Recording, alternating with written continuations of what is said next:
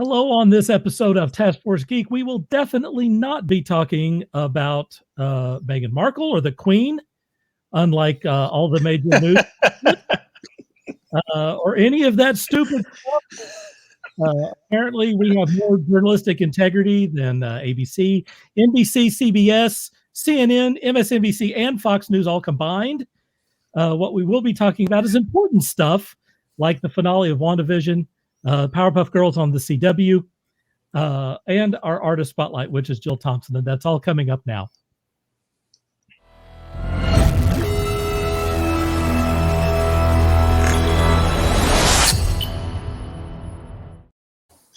Welcome to Task Force.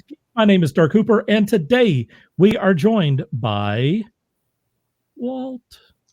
Hello, everyone. Got a different setup today, Swervinus. And Sean, who's like wearing a cool shirt. By the way, you want to show us your shirt? Can you look how cool that is? It's Akira. Dig that. And returning, because we're talking about WandaVision and because she was so great last time, Beth Ann Freely. Hey there. So there's the gang tonight. Scott is working 14 shifts today. He's working. He's like, he gets in a TARDIS and he goes back in time so he can do an extra shift. So hard for his money. He's working really hard for his money. And so anyway, he can't make it tonight because he's working his ass off. He's working for the weekend. He's working for the. I mean, he's working on the weekend. He's working. he don't get that. Brian James says already an excellent performance, Mr. Hooper. Oh, the text I get from that dude. Hey, let's see what do we got. What can we talk about here? We're looking for guests for Task Force Geek, either for an interview or just to join us on this show. If you have something to promote, particularly an independent comic, but also a game, movie, book, or something else that's geeky, we want to help you with promotion. Contact us at taskforcegeek@gmail.com and get signed up for that, please. Where's our share team? If you're watching us anywhere, whether it's on Facebook or it's on Twitter or Periscope or Twitch, then please share this to your feed, and then your platform becomes our platform, and that's very important. We appreciate it. Let's see. Mike says, nice Loverboy reference, Beth. You are welcome. There you go. See what's happening there. And Jerry says, hello. Hello, Jerry. We are rapidly approaching our first year anniversary. Rapidly.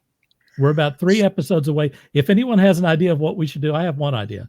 But if anyone has any extra ideas, then, a year is pretty impressive. So if anyone has any ideas on what to do, please either chime in here tonight or send it again to taskforcegeek@gmail.com. That's it. All right. We're moving on to our first deal, and here it comes.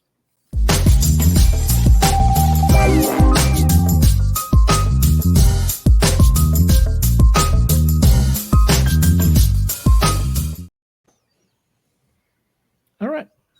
We just went through the finale of WandaVision after 9 episodes. According to, I don't really have much of a preamble here, but according to what I have heard online, the viewership for WandaVision was insane.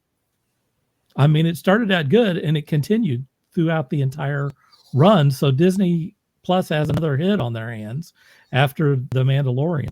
And I think it's very interesting that Marvel, in its first event on television, has hit a home run. So here's some questions to the group.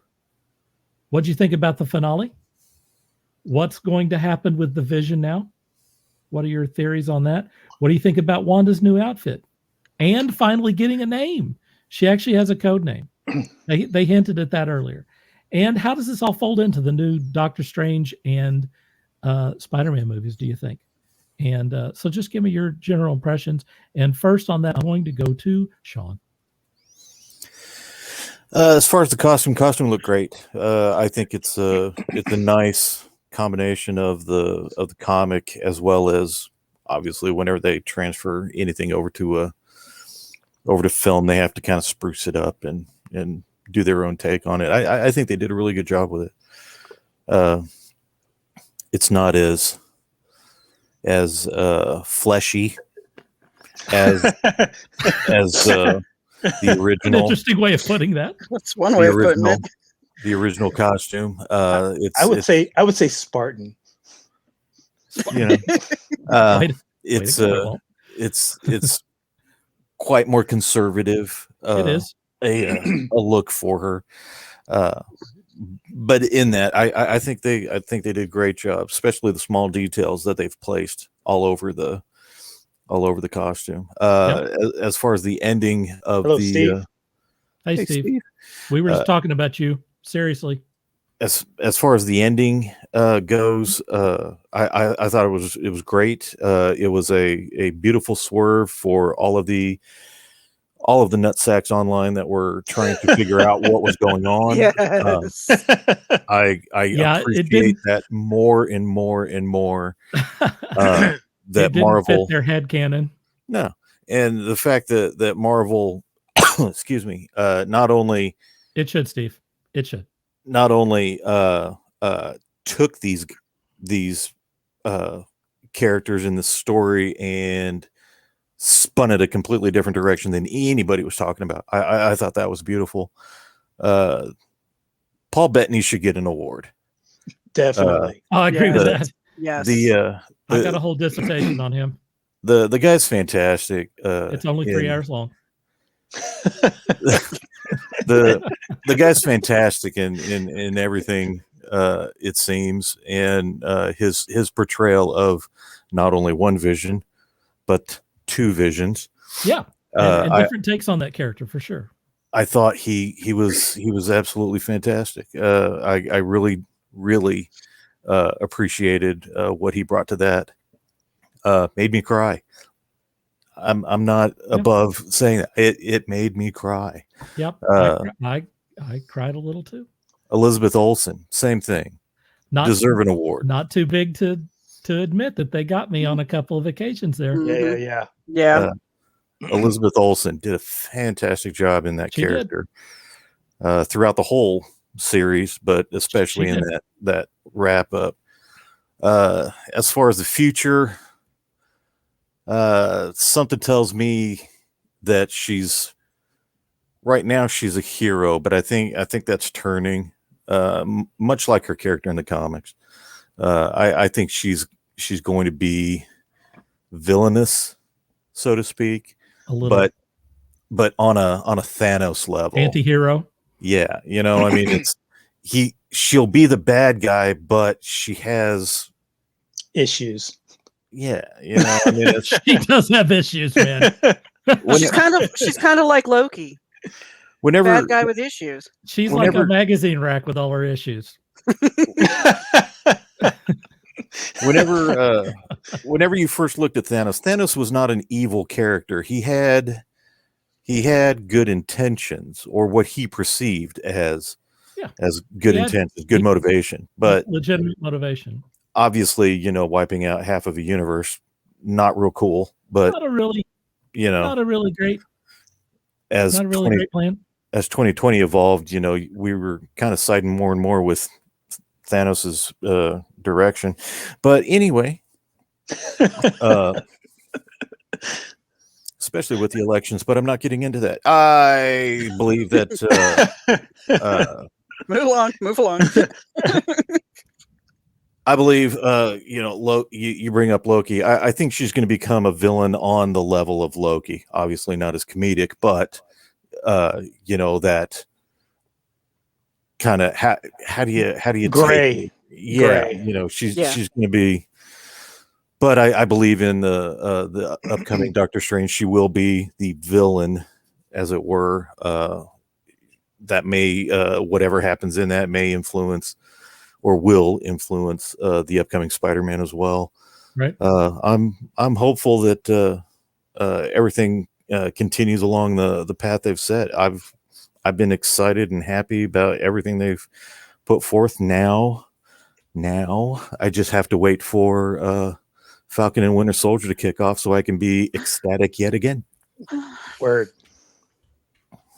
I'm typing instead of doing my job.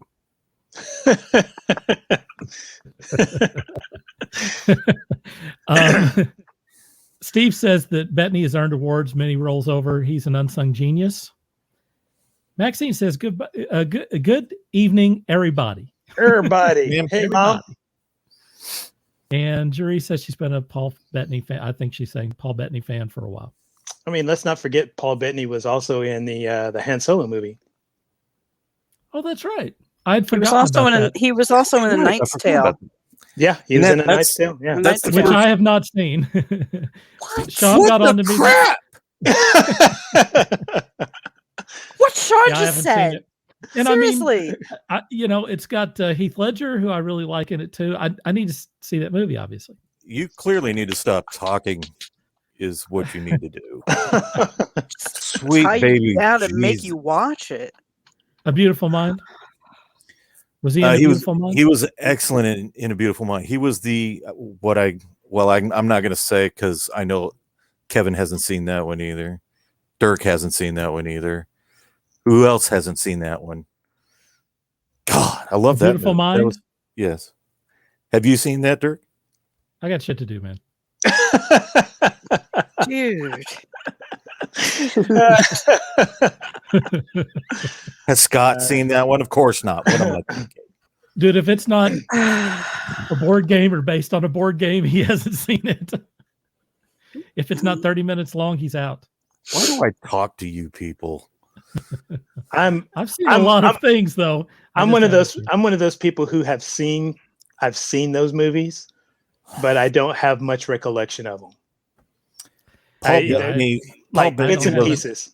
Paul Bettany was Russell Crowe's best friend, as you might consider, in A Beautiful Mind. It's probably the only Russell Crowe movie that I actually like. Really? I am not a big Russell Crowe fan. It's probably the only one I actually do like. Wow. What was that? What was that one with the? No. Yeah, the one with what's his name was so good, guys. The one with Denzel Washington, Virtuosity. Oh. God, come on. That was Oscar performance there. Was it though?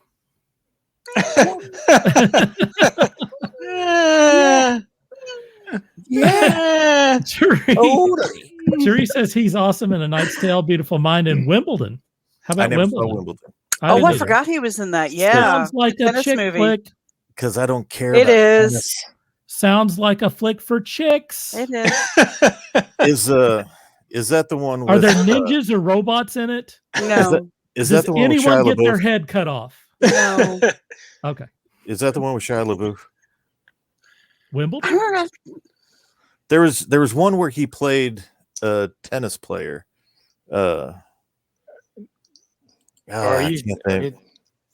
Someone from the audience is gonna have to help us out on that. Let me add this to the stream real quick while we're. I don't remember. Let's see. I remember he played a tennis player, but I can't remember what he played. He's not in that movie. Okay. Oh, did that come up? I shared the wrong doggone thing. Oops. Look at what I've done. I've doomed us all. We're as doomed as doomed can be. Let me try this again. Let's see if I can do this without taking the whole system down. But I tell you who is in that. I tell you who is in that movie. Jon Favreau. Yay, Jon Favreau. Oh, Jon Favreau. Oh, that man. I've been a fan of his ever since Swingers. Talk amongst yourselves. Yep. We need to do a 6 Degrees to Marvel. Okay. Ooh, I'm down for that. 6 Degrees to Marvel. What is that? Instead of 6 Degrees to Kevin Bacon, 6 Degrees to Marvel. Like, just what does that mean?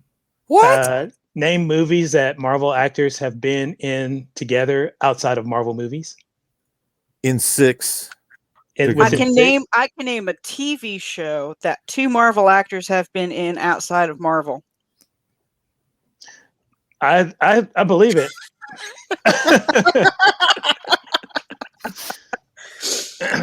Yeah, Richard Armitage and Max Brown in a British TV show called MI5. It was called Spooks over here. Oh, Richard Armitage, we know, was in Captain America: The First Avenger as Kruger. there we go. There it is. Hey-o. And yep.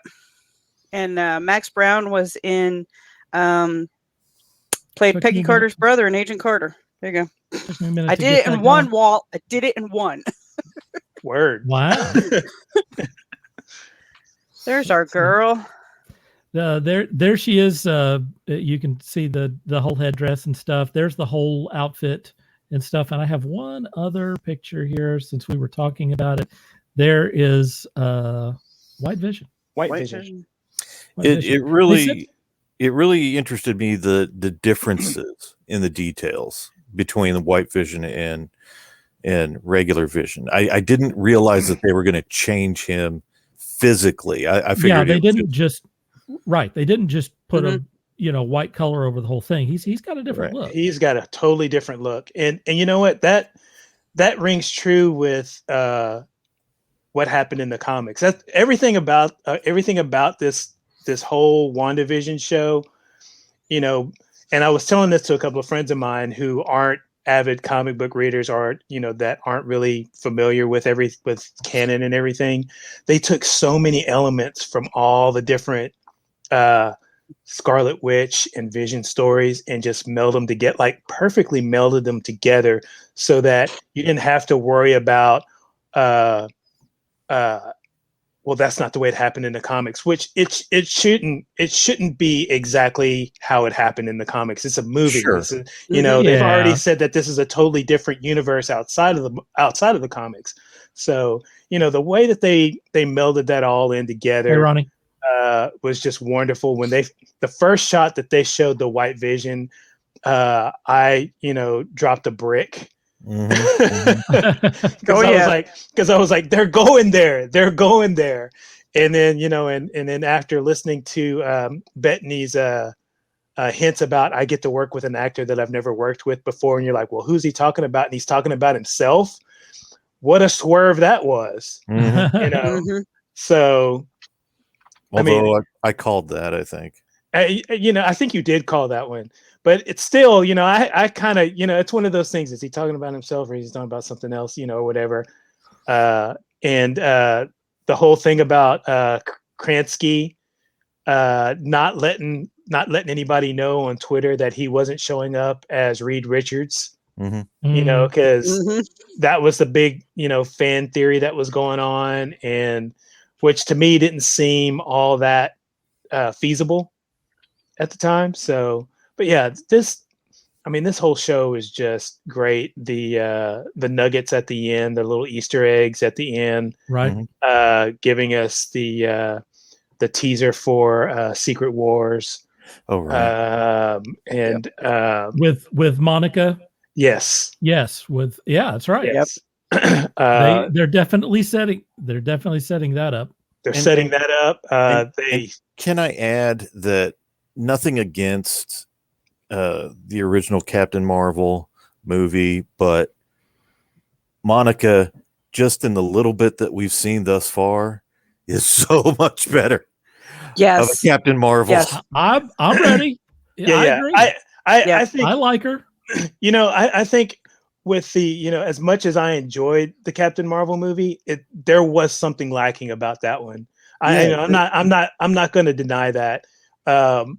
But to me, it's reminiscent of Captain America: The First Avenger. Like, I love that movie, but the way it was done, it was done as a kind of almost a melodramatic period piece. Almost, it was there was a tinge of melodrama to it, and I had that setup.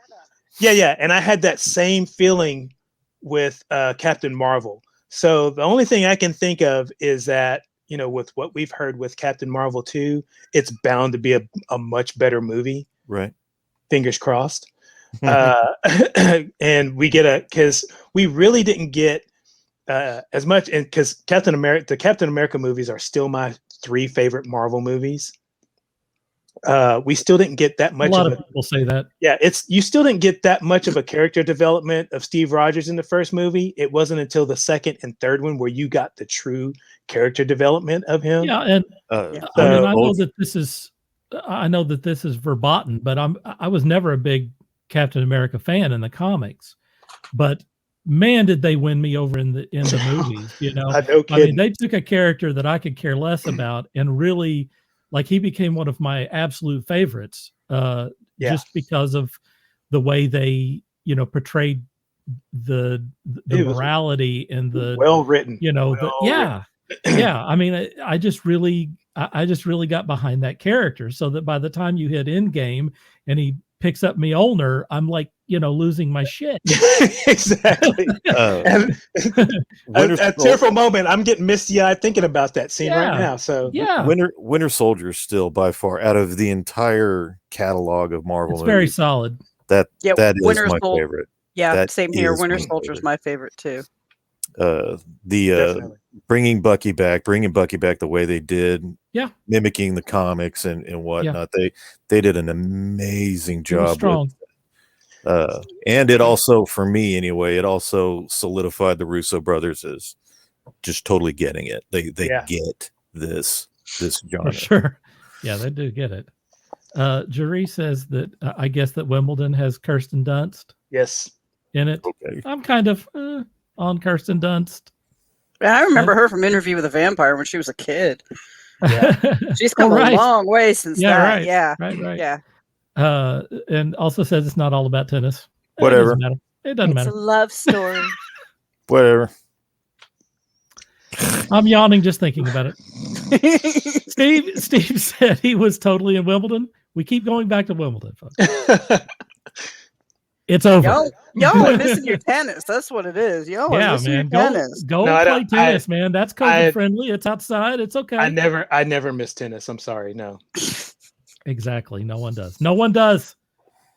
Scott says two sports I could really care less about: golf and tennis. I know my uncle's probably cursing me right now about golf, but croquet. Hey, if you're not able to sleep, just throw on a golf game. You'll pretty much get there pretty damn. Right. That is serious, like Ambien. Except you don't wake up in the middle of the night, you know, like naked and roam around the neighborhood. Yeah. Although I hear it's a totally different story when you're there at a golf tournament. I've heard the stories I've heard. Woo! Scott says, I always thought Vision and his personality imprint was Simon Williams, who I wish they would bring into the MCU. Is that Wonder Man? That's Wonder Man. Yeah. There's a rumor about that. I was gonna say in one of the Guardians movies we had Wonder Man on one of the movie posters. Yeah, I really You don't like who they cast as Wonder Man?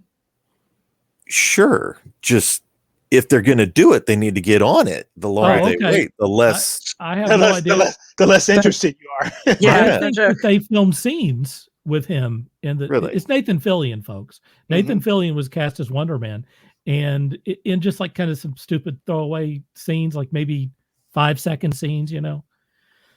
But apparently that didn't make it to the film or whatever. Of course not. I mean, really, the best one.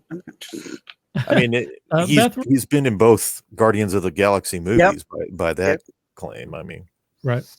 Beth, we're going to go to you. What do you think about the finale and all the other the goodies? I appreciate the fact that Marvel did not wimp out and cave into all of the fan hopes and dreams. I'm glad that it was Agatha and not Mephisto. Right. Ralph Boner. I'm just going to stop there. Just stopping with that one. Boner. For me, the defining moment of that episode, though, the one that gave me the chills and that just was almost, as a writer, I appreciated it as almost a perfect scene, was the Ship of Theseus conversation between Vision and White Vision. It was just so perfectly done. The conversation was relevant to what Vision was dealing with. And, you know, how he was trying to come to terms with everything that Wanda had done and what he'd experienced in Westview and understanding, you know, his own place. it was just, I had to pause it because I was just sitting there like, Right. you know, and I rewound it and watched it, a couple of times because it Did was just, yeah, I did. It was just so perfect. Right. And I can't say that about a lot of TV shows or a lot of movies that I've seen. It's like in Winter Soldier. That perfect moment in Winter Soldier was when Cap stops and says Bucky, and Bucky turns around and says, "Who the hell is Bucky?" It's that same capture right there. It's that perfect moment that defines pretty much the entire thing. Right. So, yeah. That and I loved Ronnie. That and I have something to say on that subject. I didn't want to be the one to say it. Yeah, right. But that and I love the fact that, for the most part, they give us traditional Scarlet Witch with her costuming and everything. And I'm looking forward to seeing what they're going to do with her.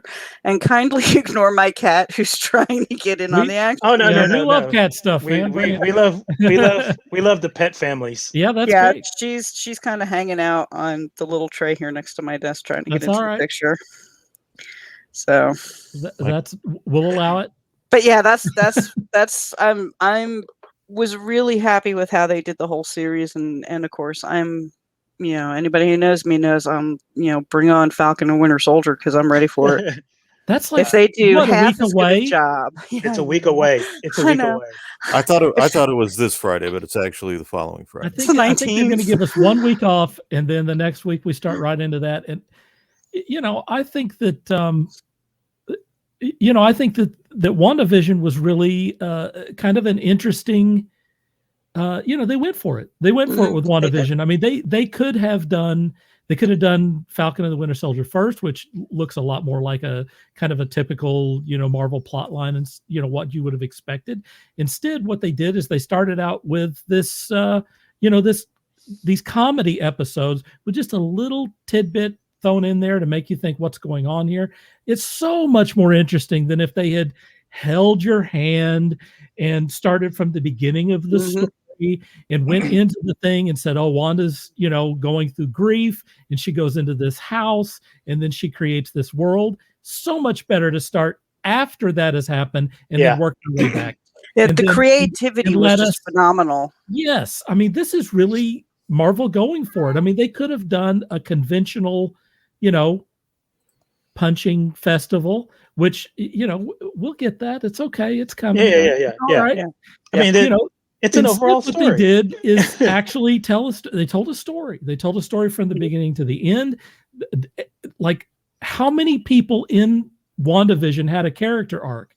It was a lot of characters. It was not just Wanda. It was not just Vision. It was also Agatha and Monica, which we mentioned, and Darcy. Even some of the agents of S.W.O.R.D. that I guess are coming up. Who's the FBI guy who I hope Jimmy gets Woo. a series. I hope they put him and what's her name in a series together. Darcy. Oh, that would be awesome. Well, word is that they both are making an appearance in a cameo of sorts in Falcon and Winter Soldier. I'll take a series. Series, please. Oh yeah, and if I'm not mistaken, originally in the comics, Jimmy Woo was a SHIELD agent. If I'm not mistaken. Yes, he was. So he's an important character in the Marvel universe. Yeah. So and he really showed up in this thing. I thought he was great. I liked him more and more as we went on. Okay, so my thoughts are, I've said that this was a, quite a reach for Marvel. And if you'll remember and there are people who still haven't watched the whole thing because they couldn't get through those first couple of episodes. Well, shame on you. Shame on you for not having the 30 minutes of, attention span, and for not being able to watch something where your hand isn't held throughout the entire damn thing. Shame on you. You missed a good series. This was really good, I think. It was structured in a way that is just like with loss, where it begins in denial and then it goes into anger and then finally goes to grief. It was unquestionably structured exactly that way. I thought that was very interesting and deep for them to do that. I love the new outfit. I think it's amazing. They managed to,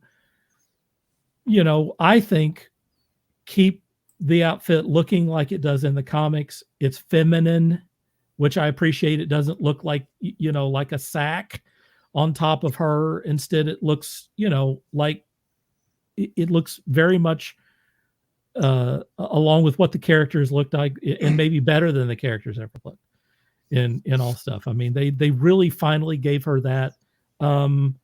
They really leveled up Wanda by the end of this thing. I mean, it's insane how much they have leveled her up. Not only has she found what her abilities are, but now she's got the dark hold. She's in the astral plane. She's reading that. She's going to, not only has she shown the level of power that she has, but now she's going to know all of the tricks. She didn't know any of the tricks. She didn't know she practiced chaos magic. She didn't have a name. She has all of that stuff now. This has been a major, major thing for her. I think that they may be using Wanda as a catalyst.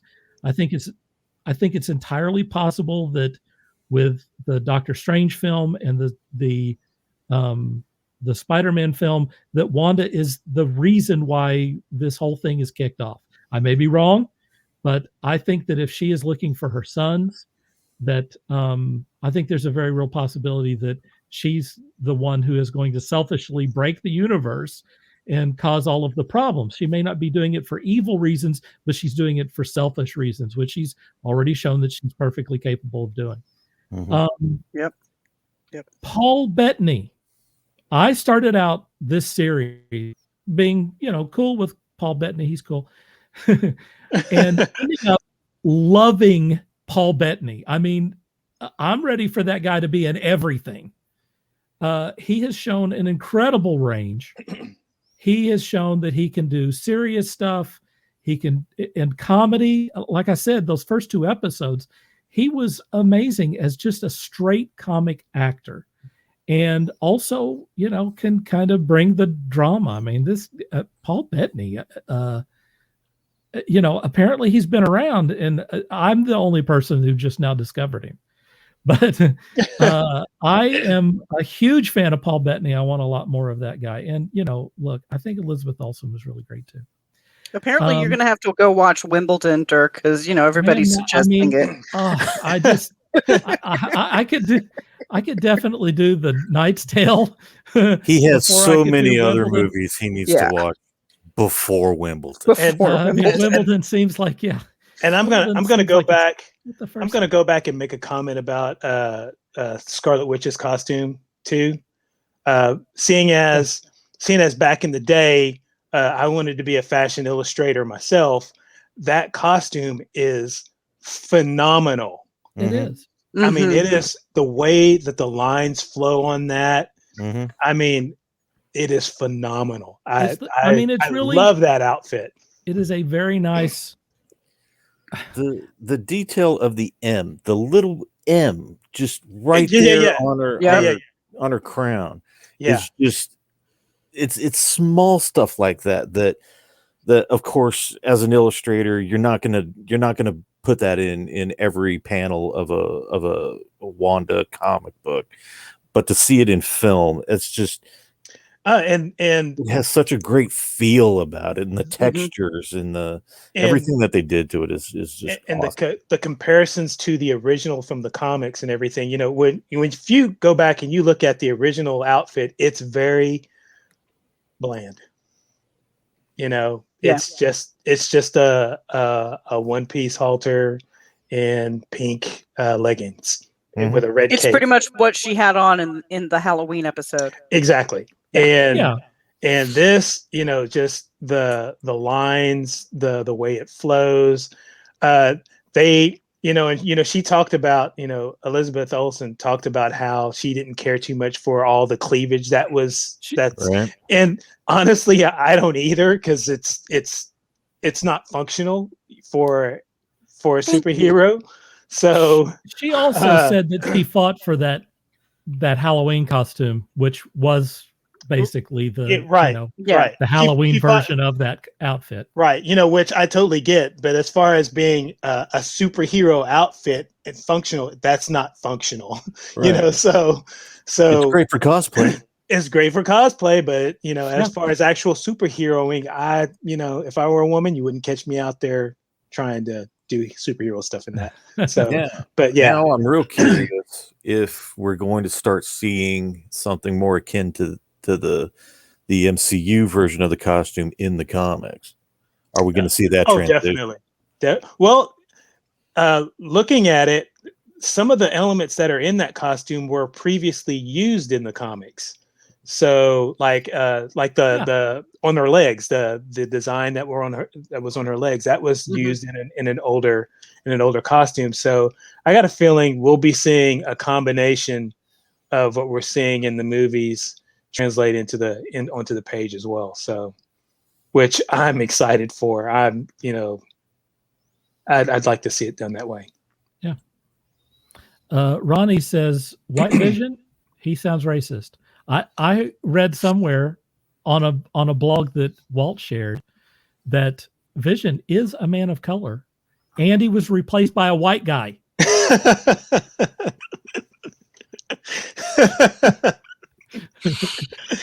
I love little jokes like that. I love little jokes like that. I need to stop drinking anything around you guys.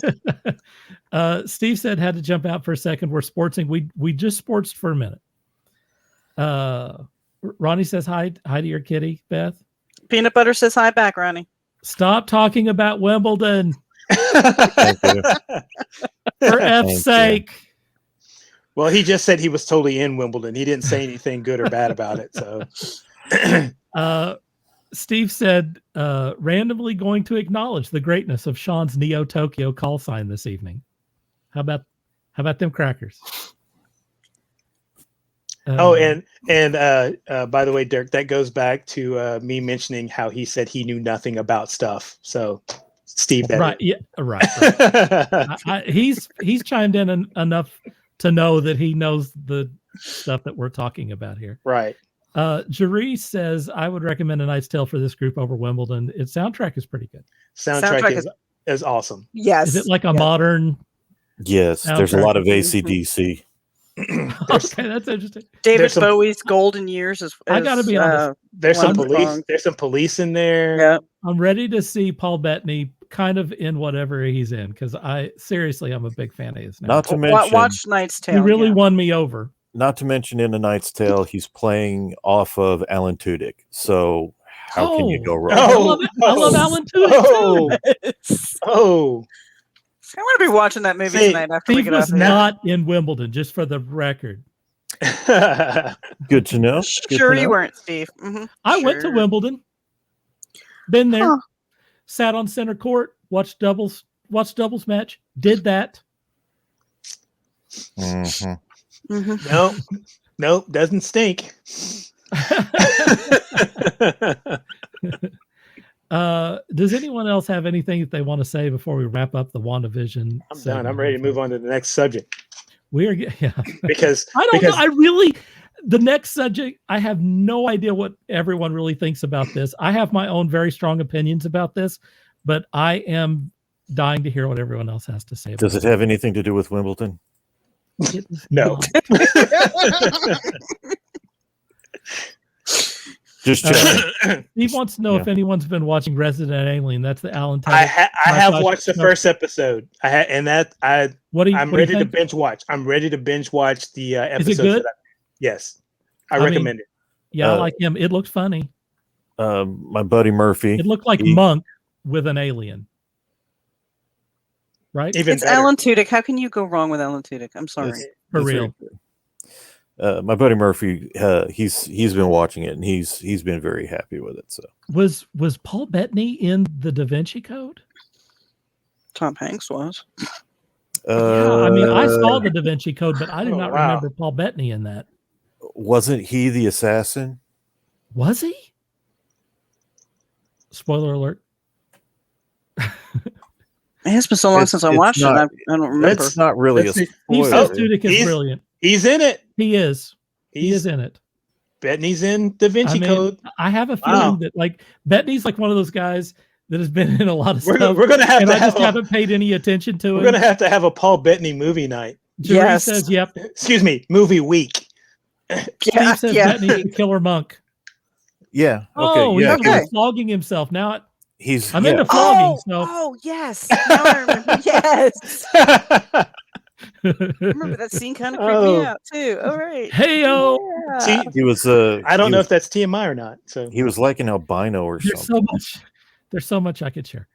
Ronnie says, "What? I don't even understand this. Someone translate this. Does anyone have the Rosetta Stone for Ronnie?" Ronnie, is that elfin? 7 code albino. Is 7-1. I don't know. That is incomprehensible. But I believe he was an albino. Paul Bettany played an albino in that Da Vinci Code. Good stuff. I'm looking up photos. All right, thank you. Ronnie, the international translator is off tonight, so just you're going to have to speak in English. Help us out, man. You are absolutely correct. We're only speaking English. Silas. He says, "Damn auto spell." So what did you mean? Type it out, baby. Let's have it. The character's name is Silas. Oh, Silas. And he was an albino. Okay. So, is that what Ronnie is trying to... That's what he's trying to say. Are you trying to tell us that Timmy is trapped in the well, Ronnie? We need the Da Vinci Code to translate the Da Vinci Is Timmy in the well? Tell us, Ronnie. I think he's trying to say Silas in Da Vinci Code. Okay. The albino. Right. Good. Awesome. I believe that's what he's saying. That's what I translated it to be. Okay, next subject. All next right. subject. He's left our Babelfish at home. Steve, that's also geeky. When you mention Babelfish, it's geeky. Just for the record. Oh my gosh. Yes, albino, another racist. Dude. Scott says, remember, it is never ducking. Okay, next subject. The segment, folks. Yeah, Holy let's cow. get out of boy. Here it comes. Next subject.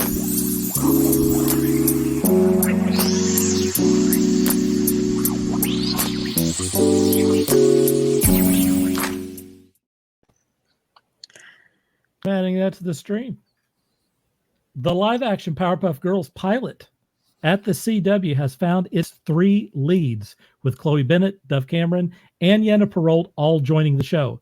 The Powerpuff Girls live-action series was first announced as being in development back in August, based on the Cartoon Network series created by Craig McCracken. The new series sees the pint-sized superheroes as disillusioned 20-somethings who resent having lost their childhood to crime fighting. Will they agree to reunite now that the world needs them more than ever? Bennett has been cast as Blossom, Cameron has been cast as Bubbles, and Perrault has been cast as Buttercup. The pilot reunites Bennett and Cameron, though this time they will play allies instead of enemies. Both previously appeared in ABC Marvel series Agents of S.H.I.E.L.D., in which Bennett's character and Cameron's fought against each other. And there you can see their pictures on the screen there. I have no idea really what everyone thinks of this, so I'm interested to hear from people. Who should I go to? I'm going to Beth first. So I watched Powerpuff Girls with my daughter, when she was little, and I don't remember a lot about it, but I remember it was cute. Yeah. I'm actually kind of curious to see how they do this. I like Chloe Bennet. I liked her on Agents of S.H.I.E.L.D. I thought she was pretty good. So seeing her as Blossom, I remember Blossom was she was a bit feistier than the other two. Right. Kind of sassy. And I think Chloe can pull it off. So it's going to be interesting to watch it. I know when my daughter read about it earlier today, and she was telling me about it. She was like, "I want to watch this, Mom," and I'm like, "Of course you do. You're a Powerpuff Girl fan. You always have been." There you go. And she's been yapping about it ever since this afternoon. So I'm really? willing to give it a shot. Yeah, I'm willing to give it a shot and see, How old watch is it she? with her. She's 22. 22. I mean, I would say that on awesome. that she is right on the CW target audience. Yeah, she is. Right. She is. So if she's excited about it, that spells good things for the CW. That is unquestionably what they want. Let's see. Let's go to Sean next. I never watched the Powerpuff Girls other than, just here and there. I believe at the time I was dating a young lady with a small child. Right. So anything the small child watches, you get to watch. Whether you want to or not. At one time I could name every single Pokemon there was, and I didn't want to. I hear you, man. I hear you. But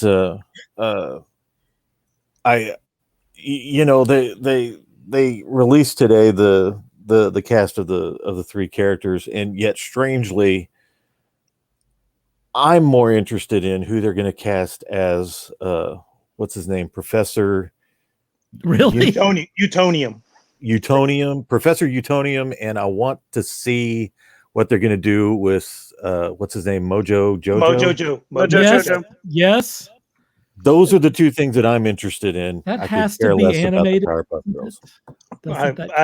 I got you beat on that one. I want to see. Yes, it's going to be CGI. I know it's going to be CGI. Oh yeah, much like it was in Umbrella Academy. Sure, I fully expect Mojo Jojo to be CGI. Wow. That is one of the best CGI characters ever, by the way, in Umbrella Academy. That character is 100% convincing. Beautiful. They did a beautiful job. So I anticipate that in at least that in this. But I'm real curious who's going to be the voice. Is it going to be Alan Tudyk?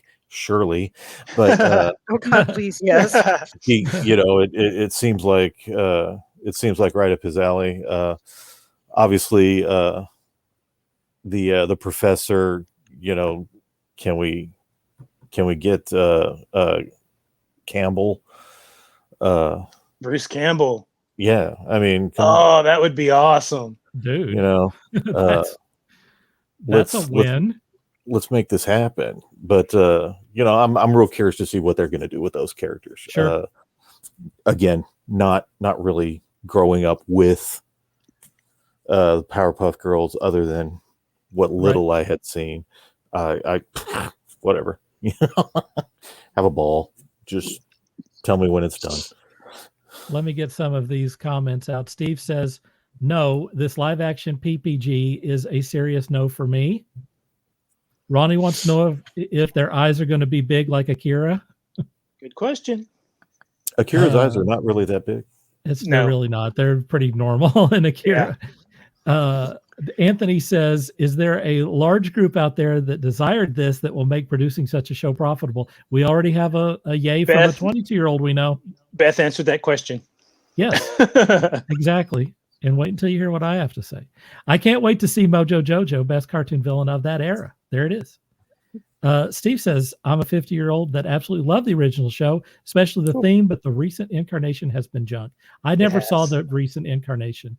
It didn't appeal to me, so I passed on. As a fan of the original Powerpuff Girls series, who has the first 2 seasons on DVD, by the way, as Steve said, the theme song was a really, really kick-ass theme song. It was short, too short. The end theme was a really good little theme song too. But we were talking about characters and villains. We're talking about Mojo Jojo and Professor Utonium, but the one character I really want to see is him. Oh yes, Right. How are they? Yeah. How are they going to do that? Is it going to have the crab claws? Is it going to have? Because even though Mojo Jojo was their most, was like their most their arch villain, him was the worst of them, and I really want to see him. And I'll have to admit, one year I almost cosplayed as him. So I just I would have loved to have seen that. I just couldn't get the claws right. And it was going to cost me way too much money to rent a pair of really high black leather boots. So I opted out of that. But anyway, him is going to be a really interesting character. Plus, I want to see, how our three actresses or actors are going to look as the Powerpuff Girls. How are they going to do them? Are they going to be all totally CGI with motion capture or made a little bit bigger? I don't know. And I'd have to do some research on this to see if I can find it, but I do know about maybe a decade ago, Cartoon Network had a series of music videos based off of their cartoon characters, which the Powerpuff Girls were the first winners of the Cartoon Network cartoon competition. Introducing the new cartoons made up by Hanna-Barbera to fill Cartoon Network, because if you remember back in the day, all they did was show reruns of the classic Hanna-Barbera stuff. Right.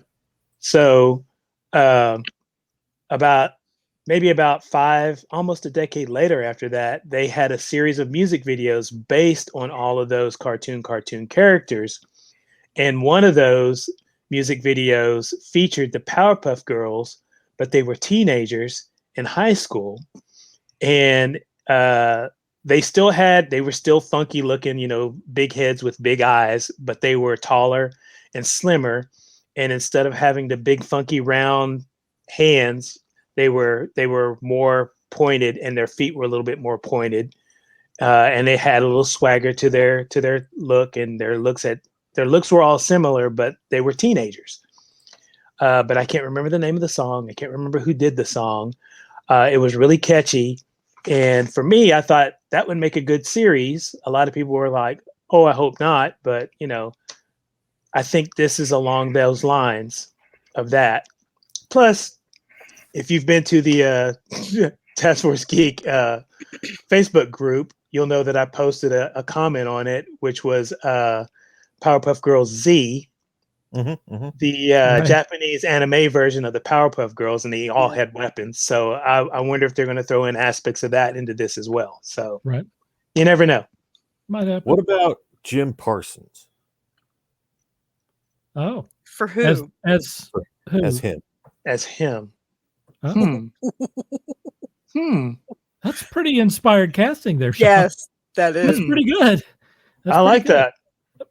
I like that. I don't. You know what? I love that idea. It's pretty damn good. That guy is so rich he never has to work again, though. He did 99 seasons of whatever the hell was it, Big Bang Theory? Big Bang Theory.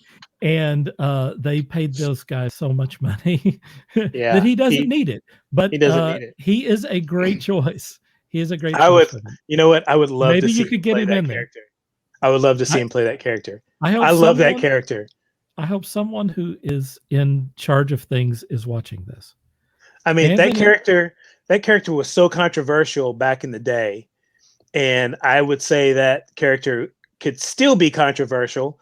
And that's more better reason than to bring the character into the series. Right. Anthony says CW did a good job with Grodd and Flash. It's true. Yeah, they did. Pretty impressive for a regular. I mean, they're not pumping a lot of money into these series, and they did King Shark too. For that. He still looked a little CGI-ish in not the Paul first Bettany? season, but in the second season, I thought that he looked fantastic. Yeah, and his appearances as it went on, you could tell they were pumping. They were pumping more money into that. Yeah, and he did. He looked fantastic. I've watched I like special effects and stuff, and like getting the behind the scenes thing. They were talking about how fast they had to create these things. Like they had maybe a week to create these effects, and they got to make it and they get right on into the next effect or whatever it is with these things like Legends of Tomorrow or whatever. And they're not doing it with like Lucasfilm money. They're doing it on a shoestring and with creativity and just pluck. And they're just doing a really I would say an amazing job for a weekly television series that is not like like the Umbrella Academy. They're probably, and I haven't looked this up. I'm going to guess they're spending about $10 million an episode for the Umbrella Academy. That gives you enough money where you can create these characters that look just as good as they do in the movies. The production value of something like Umbrella Academy is really stunning, but they are doing like 24 episodes on CW where they do not have a lot of money.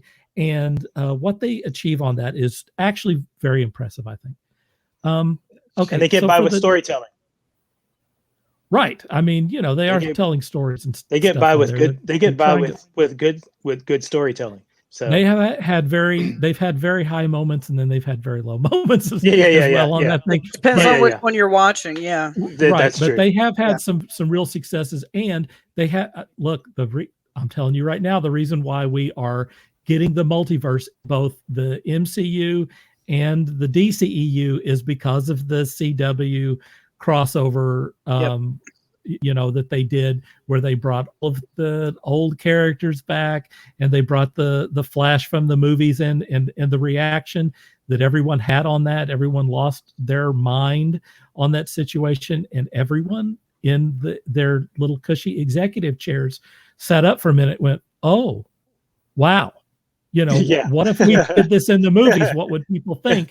And that's how you get, that's how you're going to get Michael Keaton showing up in the Flash movie, and all of the crazy stuff that's going to happen. Batman Beyond, maybe, dude, I would love to see a Batman Beyond series for sure. Oh God, yes, please. It's on the list. That would be super cool. I need Elder Statesman Batman. Right.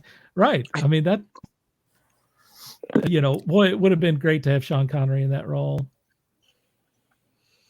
20 years ago.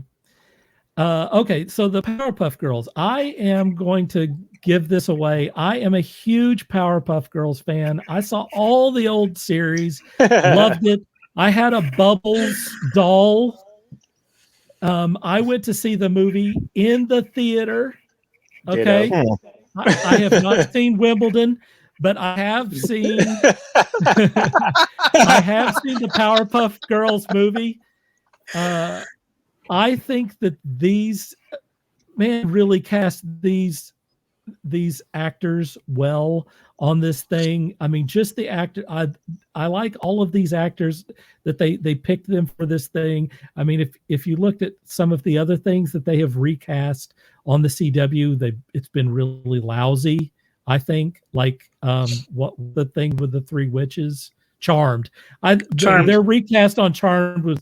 It's like I couldn't not watch that fast enough on their casting. I was just so uninterested with their casting on there. In this case, I'm very interested in what they do with these characters. I'm willing to go along for the ride on this thing. It's funny that everyone here has had some interesting casting for some of the other characters on this thing. It is fun to explore that. I think it could be a very fun and interesting series. So I say bring it on. Oh, one other thing. I think that they're not just going to have the CW crowd on this thing. I think that you're going to have guys like me who are old fans that might get interested in seeing kind of a, more updated version of these characters kind of in a new thing. Now, they could totally drop the ball on this. I don't have any illusions about this. This could really, truly be a train wreck, but it could also be a lot of fun and something that I look forward to and enjoy. I'm looking towards it being a lot of fun. And by the way, if you all didn't know, the original title for the Powerpuff Girls was the Whoop Ass Girls. So just want to throw that out there. I like that. Would have been so much better. They didn't have the guts. They did not Yes, have the Steve. guts. Yes, bring back Biss to do the theme song as well. The end theme for the original series was by a band called Biss. Steve's talking about that right there. Yep. Yeah, they do need to bring that band back to make a new theme song for that show. I agree. Talk amongst yourselves for a minute while and I figure out. And what yes, I'm doing. and yes, Steve, it would be interesting to see Paul Bettany as him, but I think he'd be too much money wise. Yeah. Really? Yeah. Yeah. He's not Yeah. going to do that anymore. Uh-oh. All right, guys. I'm trying. I don't know I don't know if he would want to per se settle down for television just yet. Oh no. I agree with you on that one. Especially with his Vision character right now, because it's not over. No, it's not over. No, I've been racking my head trying to figure out where they're going to go with Vision. And what I think is so Yeah. interesting too is the fact that Paul Bettany really didn't have any desire to play Vision. He was happy just playing Jarvis. When he was doing the voice. Yeah, he was doing the voice of Jarvis, and he was happy with that. It's like he had said in an interview, I come in my pajamas, I go home in my pajamas. I don't have to get dressed, I don't have to see anybody, I don't have to talk to anybody. And now here he is, 9 episodes after, 9 episodes of a TV show, and he's still playing Vision. Hello. Let's be honest. I mean, they knew what they had there, but there was a good chance that they just lucked out by getting him in that role and then putting him in it. I mean, that was, I feel like they didn't know that they were actually going to do the Vision when they cast him to do that voice. I think they did. I think they maybe, did. Maybe. So many Feige, comments. I would dare say that Feige had it laid out. He just didn't tell anybody. Yeah. He's not George Lucas. Probably. And then he had tangents for just in case something happened. And right, whenever it came time, he's already got it on his list. Okay, Paul Bettany as Vision. Now we got to go talk to his lawyers, and now we got to go talk to his agent. You know what I want? See if we can push that. I want to play a game of Dungeons and Dragons and have Feige be the dungeon master. Oh my god, dude. Actually, any role playing game, and he can just be the game master. Let's go, dude. Feige. Come on, come up with something. Okay, I will leave the house with ice on the road to go and play that game. Okay, seriously, I would. We literally have to play at least 14 hours a day every day for a month. Alan Tudyk as him would be good too. That would be interesting. He says he's already prepping for Evil on Devil May Care. I hadn't heard that. That sounds amazing. Yeah. Anthony says Paul Bettany's contract with Marvel may not let him be another superhero character this time. That's true. Yeah. No. Scott has a question for everyone that could get way out of control, so I'm going to ask everyone to pick one. He says, curious to know what cartoons from your childhood you would like to see live action. I know the shows I watched as a kid would not transfer well to live action. I watched those shows too, Scott. Galaxy Rangers. Oh, that's a really good one. Yeah, that's a good one. You took Sean's. Galaxy Rangers. With CGI and makeup. With CGI and makeup the way it is nowadays, Thundercats. Yeah, that one too. You got to get out there. There's one more, Sean, that starts with an R. Come on, you got this one. Starts with an R. Ends with a H. Ends with a H. Has an O in the middle. Good Lord. I'm going through the list in my head, man. What was that? I think he's saying Rotec. Yeah. Yeah, but aren't they already doing that one? And they keep talking They about are. it. It hadn't happened yet. Yeah, they say that. Dude, Ronnie, I love Herculoid. Yeah. Yes. Love me Ronnie. some Herculoid. Oh yeah, Ronnie. There you go. Being my top two picks were already taken. Mother. Steve says pole position. Oh, Lord. Oh, dear. I know they're already developing Mask as a series, a live action series. Yep. That's weird. I would probably go with the sister of Thundercats and go with Silverhawks. Yeah. I think that would be Yes. Yeah. That's a good one. That's an excellent choice. Their look was awesome. Mhm. Oh yeah, the Gosh, everything their look about was their awesome. costume. I didn't care for the stories. I thought didn't the stories either. were kind of hokey, I but didn't either. you get a decent writer with those characters, and that could be something Like they did very, with the very, Thundercats very remake. Yeah. Yeah. that Steve that says could that be one got the desired effect. My pick on that is Thundar the Barbarian. I don't know if that got out. Yeah, that would be Thundar, that would be a good one too. All right, Although, who's Yeah, going to you're- play the cat? You the mean big Catman? Ukla. Ukla. the Who's going to play Ukla? Ukla, the How about that? Some we I pulled- can pick any basketball player in I the pulled NBA to play the football right character. out of my hindquarters. Dude, don't talk bad about HR Puff and stuff. Wait a minute. What? Oh, Love no. HR Puff. I did too, man. Although, And he does yes, bring up a good point, Sean. they were on all kinds Oh, of narcotics when they came Oh, up. definitely. I do not debate that whatsoever. I don't know. I have no idea what they were. I mean- smoking, snorting, or shooting. That thing was. All of the above. Let's face it. It took us to become adults before we realized that Shaggy was the ultimate stoner and Scooby Snacks was just an acronym for something else. Okay. Hey, the Venture Brothers illustrated those characters beautifully. Yes. Yeah, Yes. they did. True.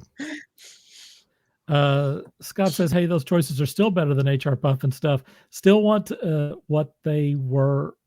What is that? Still want What they were on. Oh, He what they wants to were know on what when they they were were on. writing. Yeah, Right. they were on the best stuff of the '60s, man. The Dude. best stuff."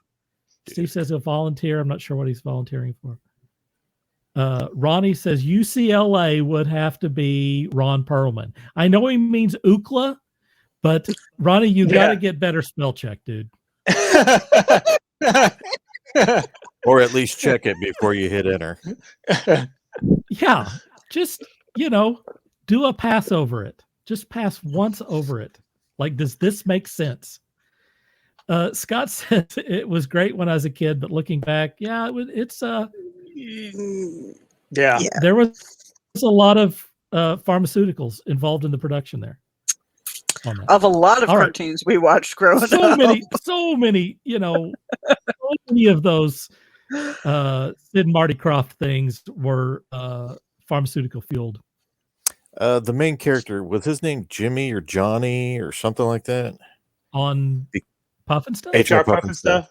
man, I Something do like not that. remember. Something to that effect. Because as far as I know, he maintained his medication throughout the years after the show, Really? only to No only to surprise. have kind of a, dare I say, a cameo in the Kevin Costner's Robin Hood.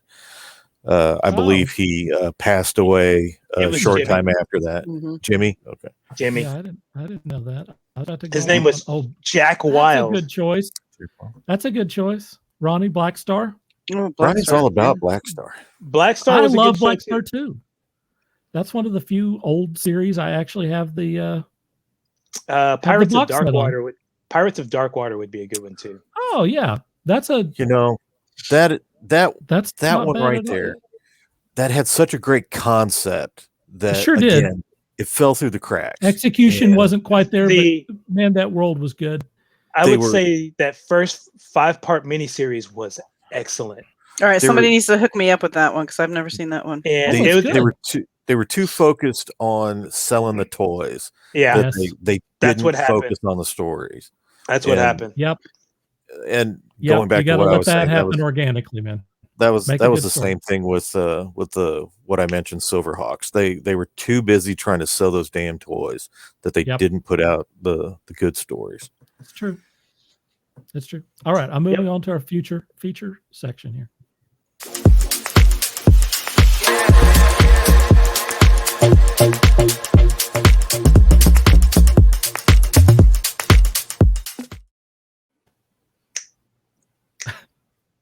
All right, I'm in.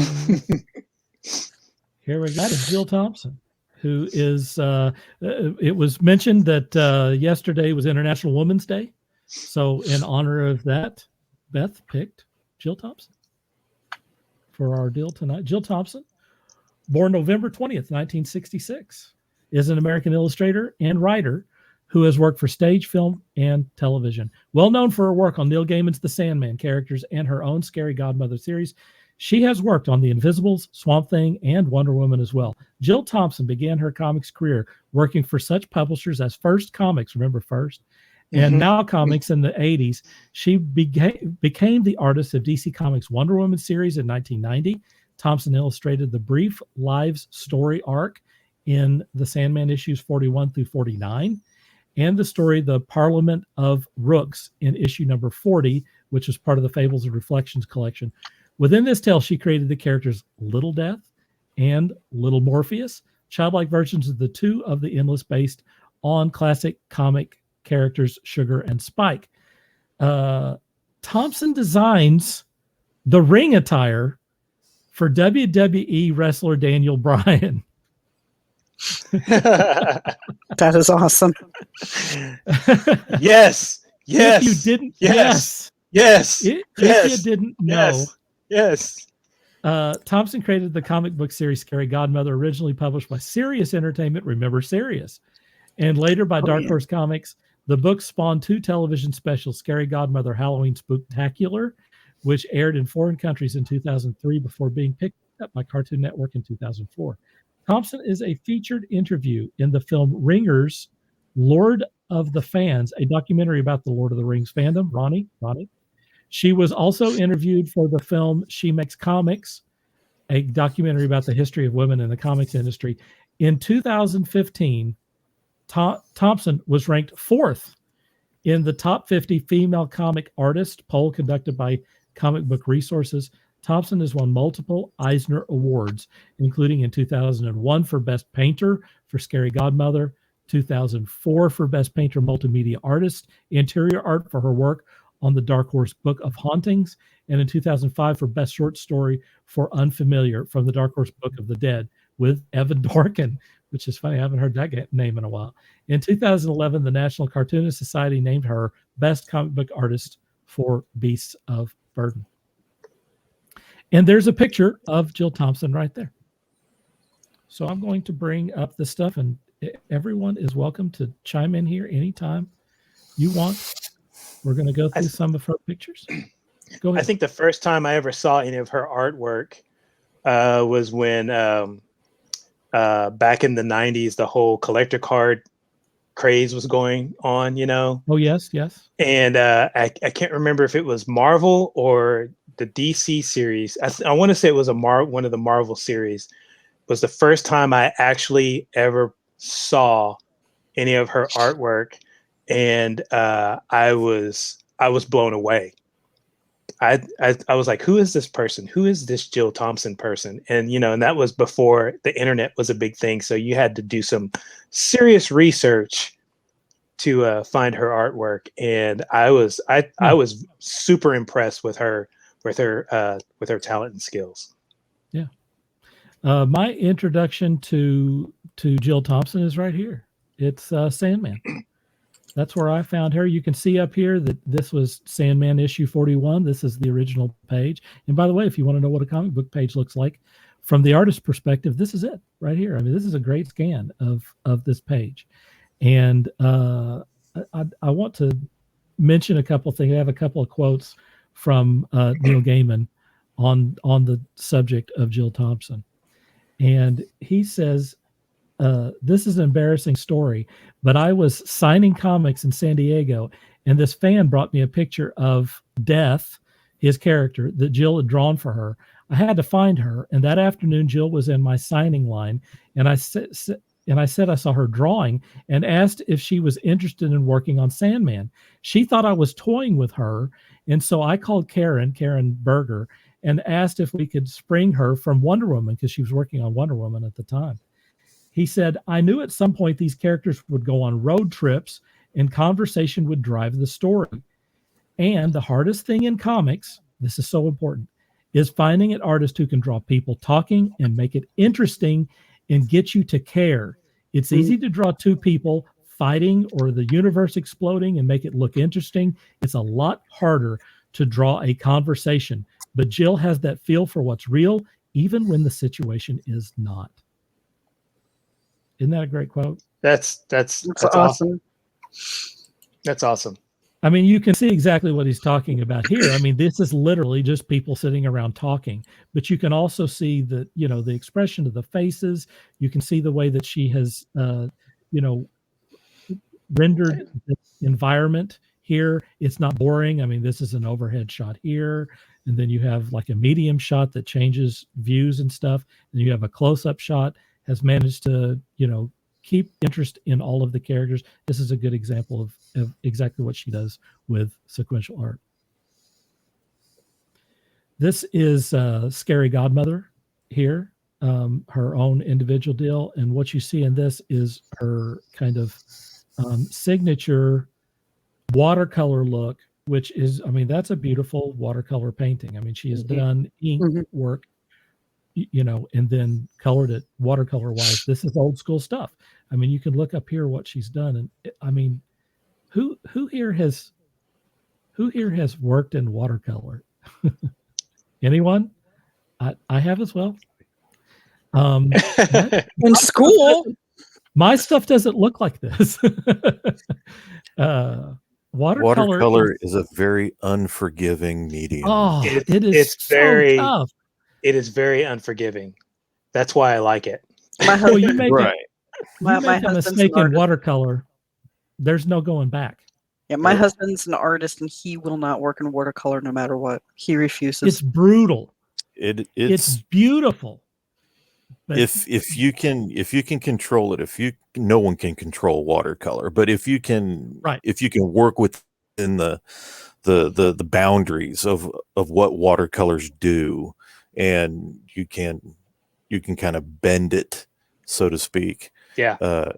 You can make it. Well, look at that right there. I mean, that's beautiful. I love that beautiful page. Watercolor work. That page right there is awesome. And again, what you're seeing on this, Sean, you're so right. I mean, you do not control watercolor. You try to, you know, wrangle it. It's like, you know, wrangling cats or whatever. I mean, basically, you have to kind of go along with what's happening. And I mean, this is masterful, the way that she has done this work, and it's beautiful. You know, wow, what a great, you know, this is. There's a painterly. Remember that term? There it is. is. Yeah. There's a painterly element to it. Yet there is a distinct detail along with it. Oh, there's so much detail. Look at the fur in this dude's. You know, the blue part. Stuff. The blue part where she used the stain to make it look like fur. So, you know. Yep. Very, very good catch there. She's got this shadow that follows the path of the table. I mean, that, you know, I wouldn't be surprised if she's using a little bit of mixed media with that, a little bit of marker to do her line work. So might be.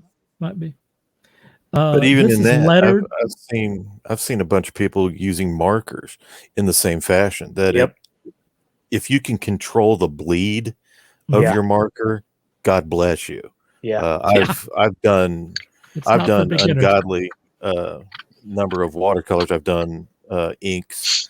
I've done markers, and I am I am a noob to the nth extent, and I've been doing this for, at least 40 some odd years. I still don't have this kind of control. It's just amazing. I mean, this is really, really beautiful work here. This is that Beasts story that she won an Eisner for. You can see look at that. I mean, you could hang that on your wall. Yeah. Mm-hmm. I mean, that's gorgeous. And also another thing with watercolors is getting it saturated like that, because watercolors just wants to bleed everywhere and be really dull. That ain't dull. No, that is vibrant. That is super vibrant.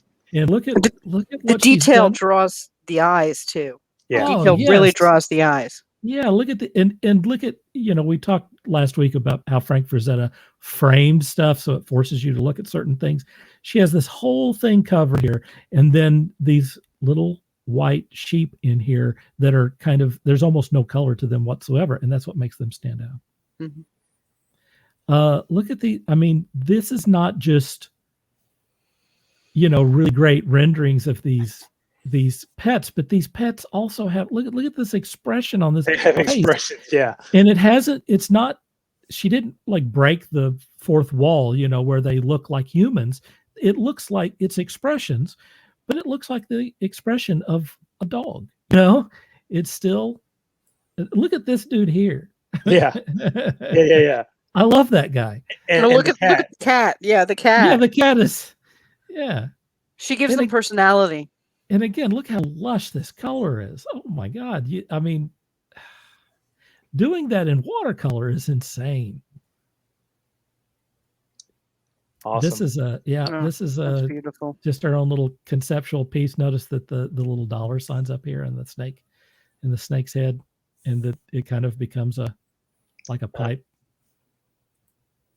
That's awesome. That's a beautiful piece, 2017 that she did that.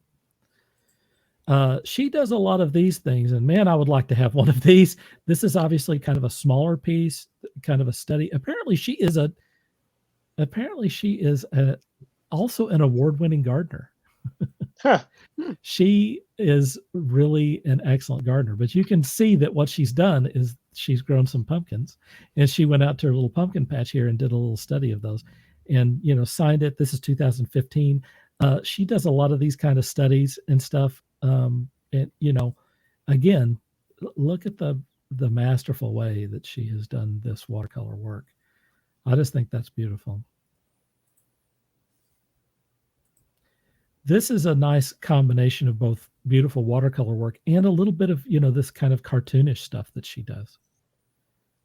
If you asked me to do something like this, I wouldn't know even where to get started. Me either. This is light years beyond, what I can do. I think someone like maybe Sean might be able to put this together. He has a really good knack for doing kind of, this kind of, I guess representational, cartoonish type stuff. I don't know. It's beyond me. I always, to my detriment, try to push toward the real, and sometimes you lose. You don't get this if you're pushing for reality. I love this piece. That's awesome. That is cool.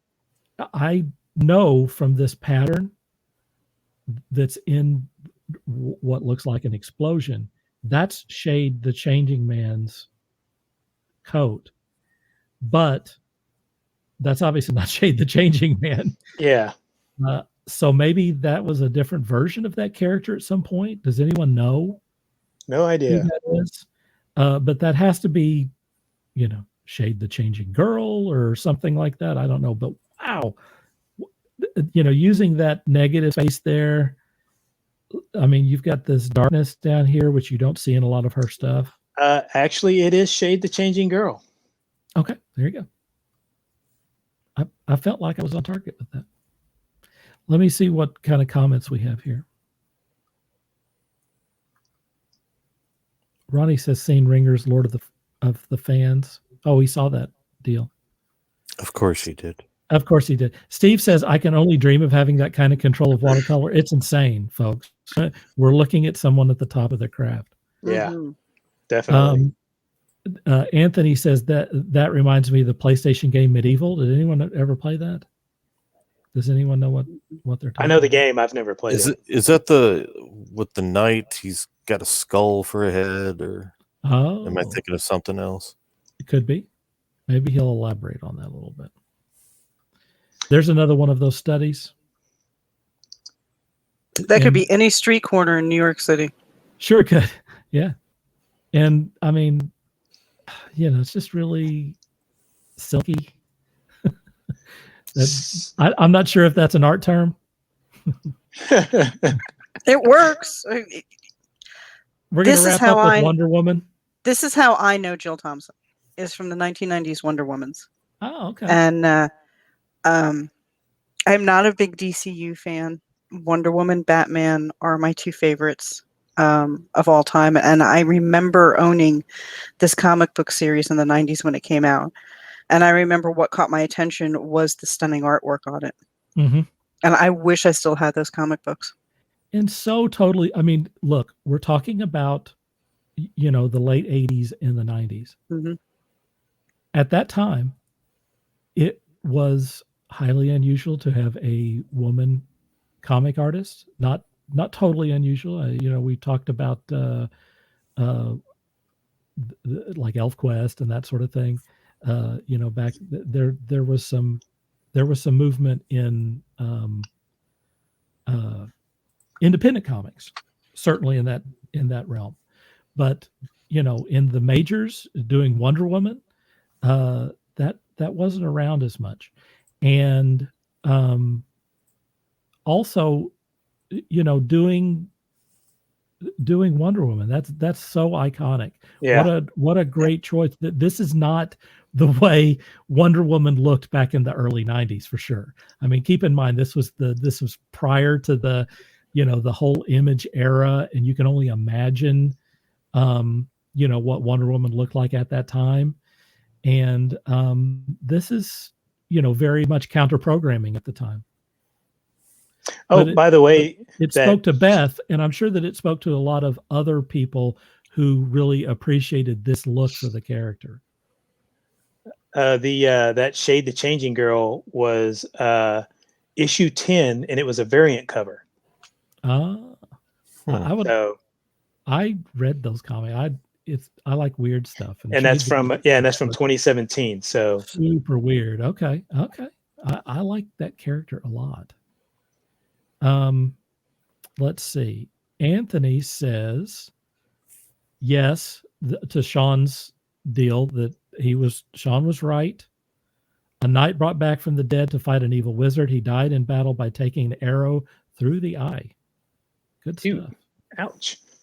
Fun times. That stung. Yes. Jerry says, great suggestion, Beth. Jill Thompson's inspiration for International Women's Day.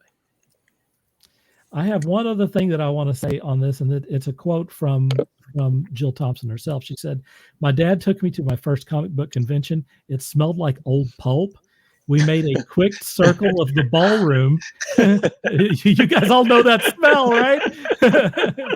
It smelled like old pulp. She said, we made a quick circle of the ballroom. Then he said, had enough? He was checking his watch. I bought a Conan portfolio and said I couldn't wait to go to another convention. I'm sure my dad slapped his forehead. He dropped me off after that. What did that create? Right, exactly. That's what you started. Congress Hotel on Michigan Avenue. He'd say, meet me outside at 4:30, and I'd get a little carnival ticket, and I would walk around with my spiral sketch notebook.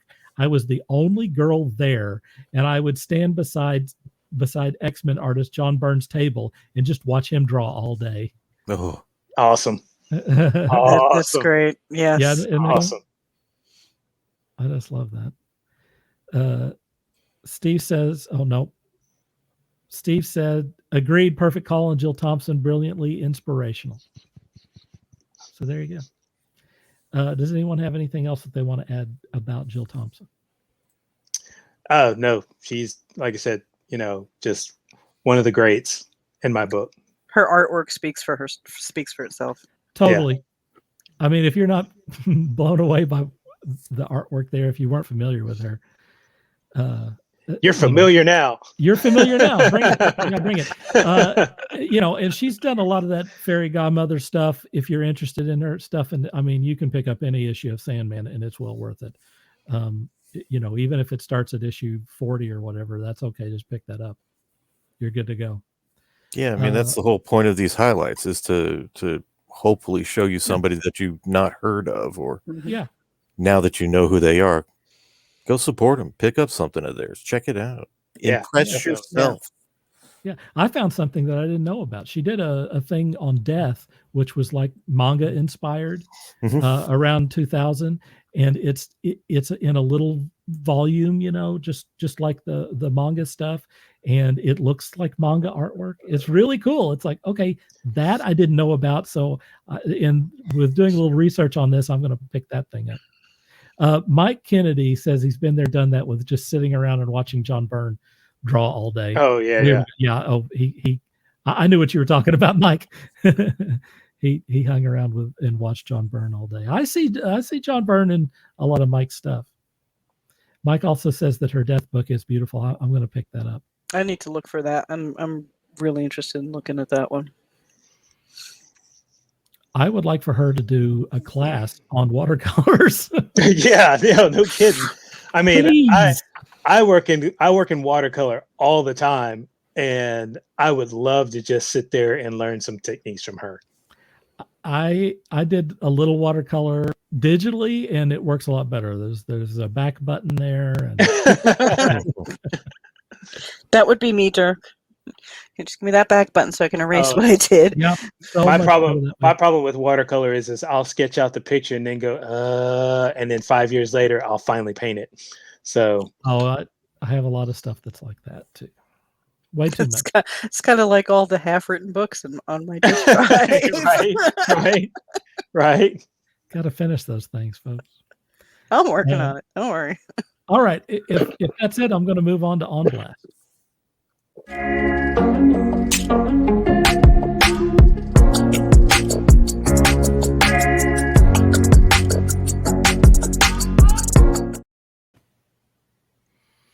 Here on Blast, we're going to talk about things that we read or watched or played over the past week or two. We weren't here last week because I was sick and Scott was doing 14 shifts per day.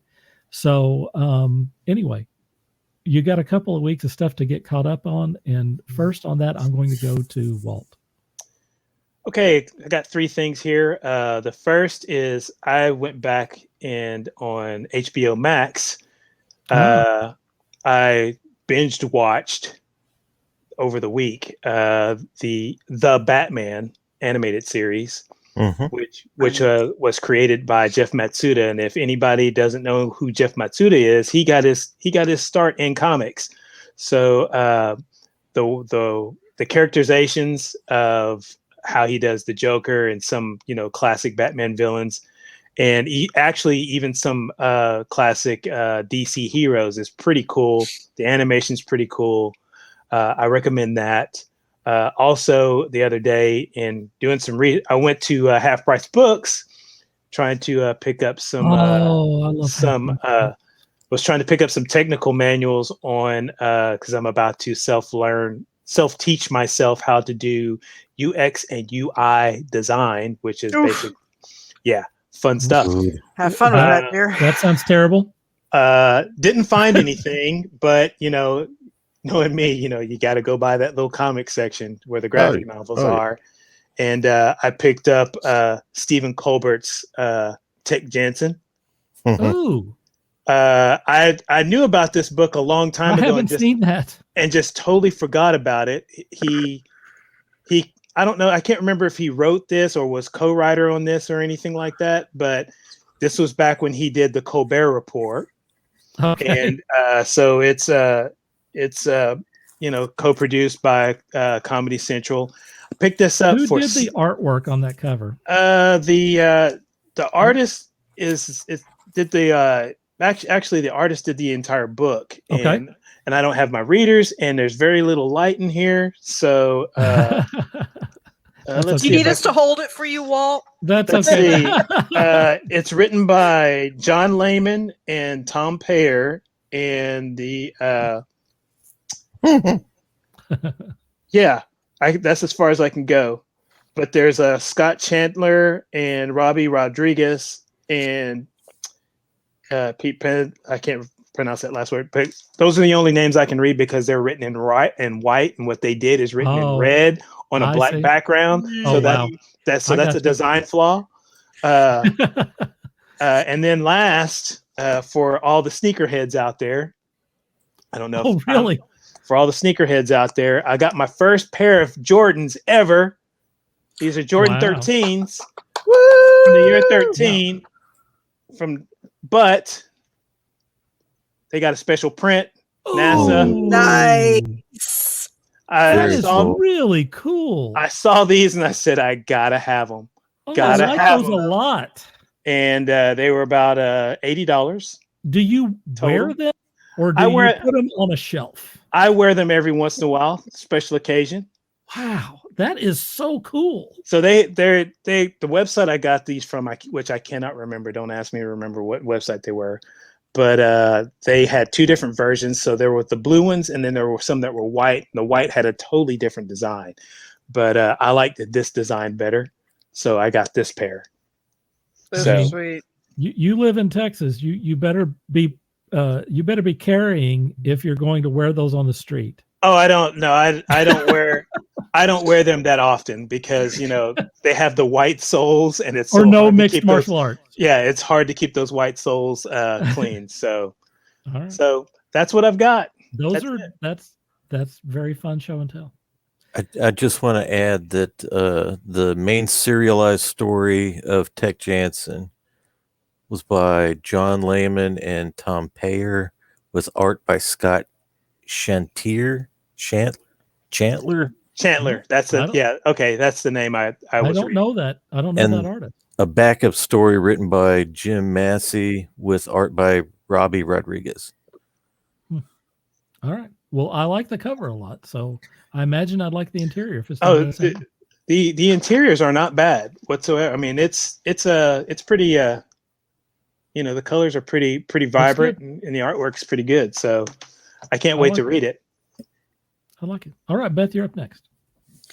Let's see. Well, since the last time I was on, I managed to get a interview with Big Media Productions, which is going global. The podcast is already up, and I will have a 2-page spread article in their digital magazine talking about my books and stuff. Yeah, so that's a big deal. I talked with the lady who did the podcast today, and apparently she's friends with movie producers, and she asked me, had I ever thought about having any of my books turned into a movie? So no, only nobody every day. No, nobody ever thinks about that. Come on. Yeah, no. So we'll see if anything pans out with that, because she said that she'd be willing to talk to them, to see what we could do. So there's that. That's the big one. Awesome. Introduced my daughter to WandaVision, which she's really been enjoying that. But the other thing that I introduced her to in preparation for Jensen Ackles coming on as Soldier Boy is The Boys. And I'm rewatching it, and she's watching it now with my husband and I, and I wish you guys could hear some of the comments going back and forth between my daughter and my husband. They're hysterical. Especially all the comments about the deep. About the deep. Just the comments about the deep alone are enough. Okay. I can imagine. But yeah, so I'm drawing her more into geekdom as I can. So that's pretty much all I've got right now. I haven't gotten any fun stuff lately. So those are good. Yeah, those are all good. All right, Sean, you're up next. Over the weekend, I thankfully saw Tom Hanks' Greyhound on what was it, HBO Max, I believe, and excellent movie. If you're into World War II movies, That is a Apple. that It's is a on Apple, dude. Apple. Excuse me, Apple. Excellent war movie. I say that because I don't have that. Apple and I can't see it. Well, there you go. Yeah, same here, man. I'd love that.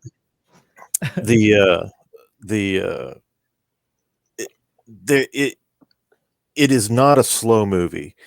It comes in, I think, just over an hour and a half, and there's a slow moment in the first, I'd say, 10 minutes, and then it's just balls out. The rest of the movie is just subs and battleships and explosions. It was great. It was a great movie. They did a great job with that. If you're into World War II films. Also with the 2 weeks, another movie that I saw was the animation Promare. Ah, yeah. I keep seeing that. This was an absolute blast for fans of Gurren Lagann. Same studio. Seizure warning on that film. Yeah, the colors do. There's a lot of flashing on that. There's a lot of flashing and a lot of neon pink and blue colors, like insane. Yeah, that was a lot of fun. It is available on HBO Max, if I remember correctly. Is it? So by all means, if you have HBO Max, take a gander at that. Also, as I am probably known now for investing in a lot of Kickstarters, I recently got The Art of Scott Oakley. If you're not familiar with Scott Oakley, I understand. I don't know of a whole lot that he has gotten published. I've been following Scott on Instagram for quite a while, and I'm just in love with his artwork. So, of course, I had to pick up his art book. Some of the headshots there. He's got a great style. He does. It's anime inspired. It's great colors. Yeah, I mean, he's a great, fantastic illustrator. One other thing I wanted to bring up about this particular book, as I got it, he included not only his signature, but a certificate of authenticity. And what number do you see on that? Can you see a number? I can't see a number. Lift it up a little. It looks like a 5. That's right. It's a 5. Is that a 5? That's incredible. Is that a danger 5? Dude. I had to bring that up. That is of any dare I say collectible I've ever gotten. That's the lowest number I've ever gotten on anything. That's awesome. I'm extremely excited about that. But beautiful book. If you have the opportunity, go search out Mr. Scott Oakley there. Beautiful stuff. Definitely check him out and give him a look-see. Sean, is that guy doing a comic or something?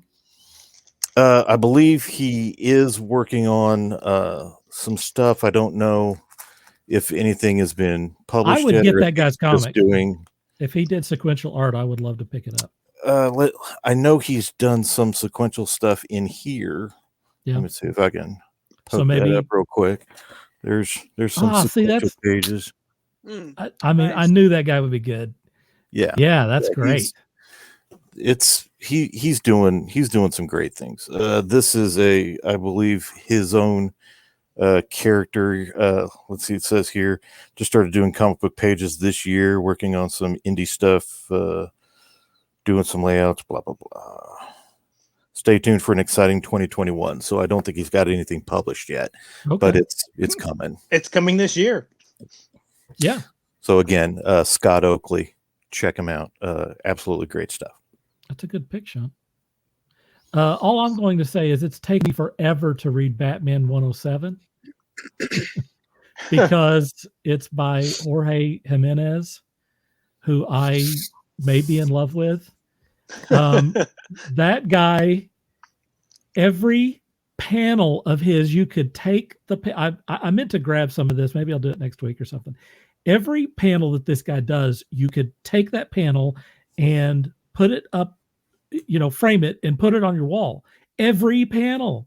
The guy's amazing. And I'm trying my best to figure out what the heck he's doing with this thing. Like, how is he doing this? Because he's not just inking and penciling and coloring, and he's doing so much more. He's doing all of it though. And so it's all wrapped together. So when he does these things, he's using color to define areas. His downtown scenes are insane. I can't get through an issue of Batman because I keep looking intently at every panel, like I'm going back to class and stuff. And are you bringing some of that up, Sean? To be honest, I've looked at some of that artwork, and you want to click on one of those? If you can tell he's influenced by Katsuhiro Otomo. Unquestionably, there is an anime or manga feel to some of this stuff, but it also, it looks kind of like it's got some image stuff to it, and then he's doing something else. He's just on another level. He's doing stuff that no one else is doing. Like this Kleb Melnikov does a backup story in 107, and look at that. I mean, it's like that street scene. You're making me want to go buy Batman comics. Yeah, it's so amazing. It's like take Katsuhiro Otomo's, like city scenes of buildings and everything, and then throw in today's Photoshop coloring, and everything in it, and you cannot stop staring at the artwork. You can't stop staring at the backgrounds. And then it's like, oh wait, there's a story here that I'm supposed to be reading. Yeah, it takes me totally out of the story because I just love the art so much. I mean, it's just so insane what this guy's doing with his artwork. It's so next level. It's dynamic and it's foundational. Like he's not half-assing the backgrounds. The backgrounds are actually almost a bigger character in this thing than the actual characters that he's doing. He does stuff with light that is so cool. He does stuff with motion, like when Batman punches people, his fist goes into like a blur. Yeah. It's just so dynamic and so beautiful. His stuff is just amazing, and that's why it's taken me a week to read Batman. It's the type of one artwork. issue. It's a type of artwork where it's like, you know what, write the worst story you can think of writing, and then have this guy draw it, and I'll buy it. Right. I'll read it and go, oh man, this turns out the guy which is James Tinian, I think his name is, the guy who's writing it, actually the writing is good on this too. He's like, he did the Joker War thing, which I really enjoyed. I wish that it had been 100 issues instead of like 6, it just wrapped up too quick as far as I'm concerned. I thought it was a really great idea, but I mean, I'm sure DC said, we got to wrap that up and put it in a trade paperback. So, they had to get on with that. But he's now doing a new thing, and this new storyline is focusing on fear, which also means that the Scarecrow has come back. Jorge Jimenez has this take on the Scarecrow where he's wearing this kind of like this straw hat like they would wear in Vietnam or something, and he's got a gas mask with it. It's the coolest looking version of that character Scarecrow that I've ever seen. I don't know. I can't get over this guy. He's so good. He's insanely good. And he's still doing sequential art. So if you are interested in that sort of thing, go pick up the regular Batman. I think it's 107. He went through issue 100 or 101 with the Joker War, and then he took a few issues off, and the people they've had on there have been okay, but they ain't Jorge Jimenez. Sorry about your luck. Hey, I feel your pain on that one. I feel you. Yeah, and neither is anyone else, by the way. Yeah. All right, it's promo time. I'm not going to go to you individually. Just let's go through the stuff. And first on that, let's go to Beth. Just tell us kind of where people can see you.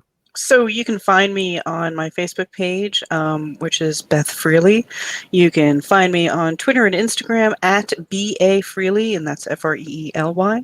And you can also find my books and my blog at bethandfreely.com. And I would love to hear from you.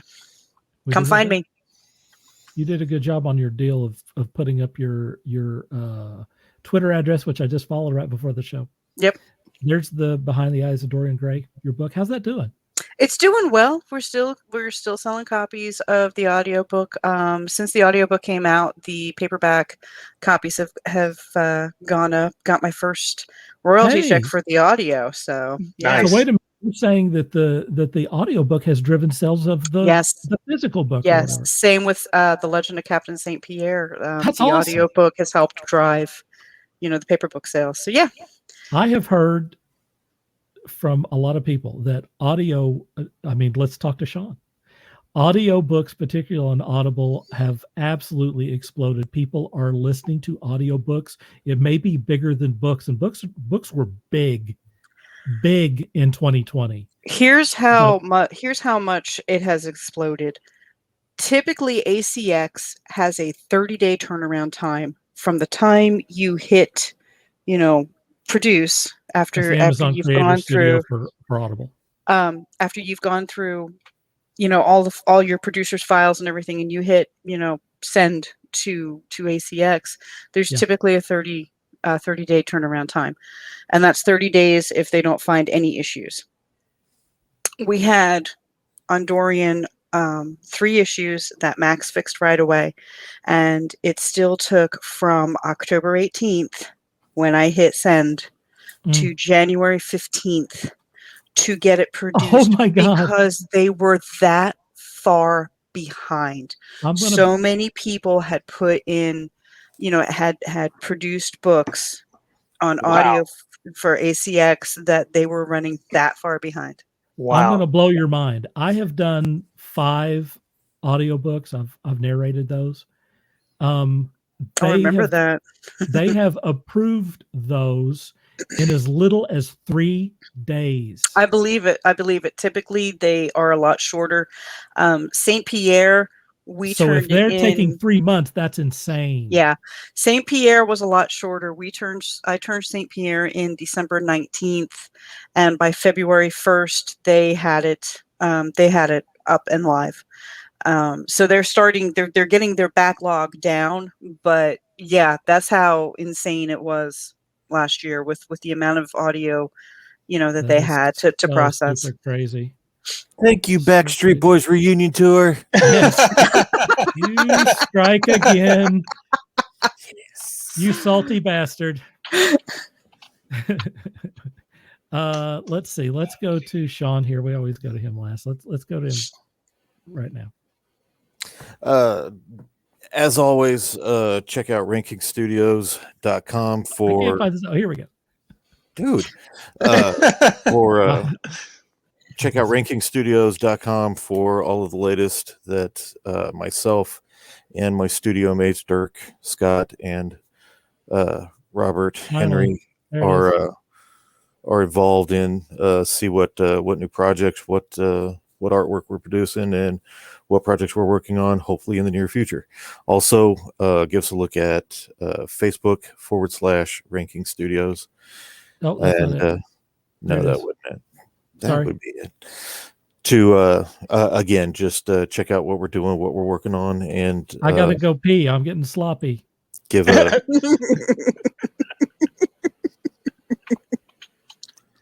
awesome. I've been drinking a lot of water today.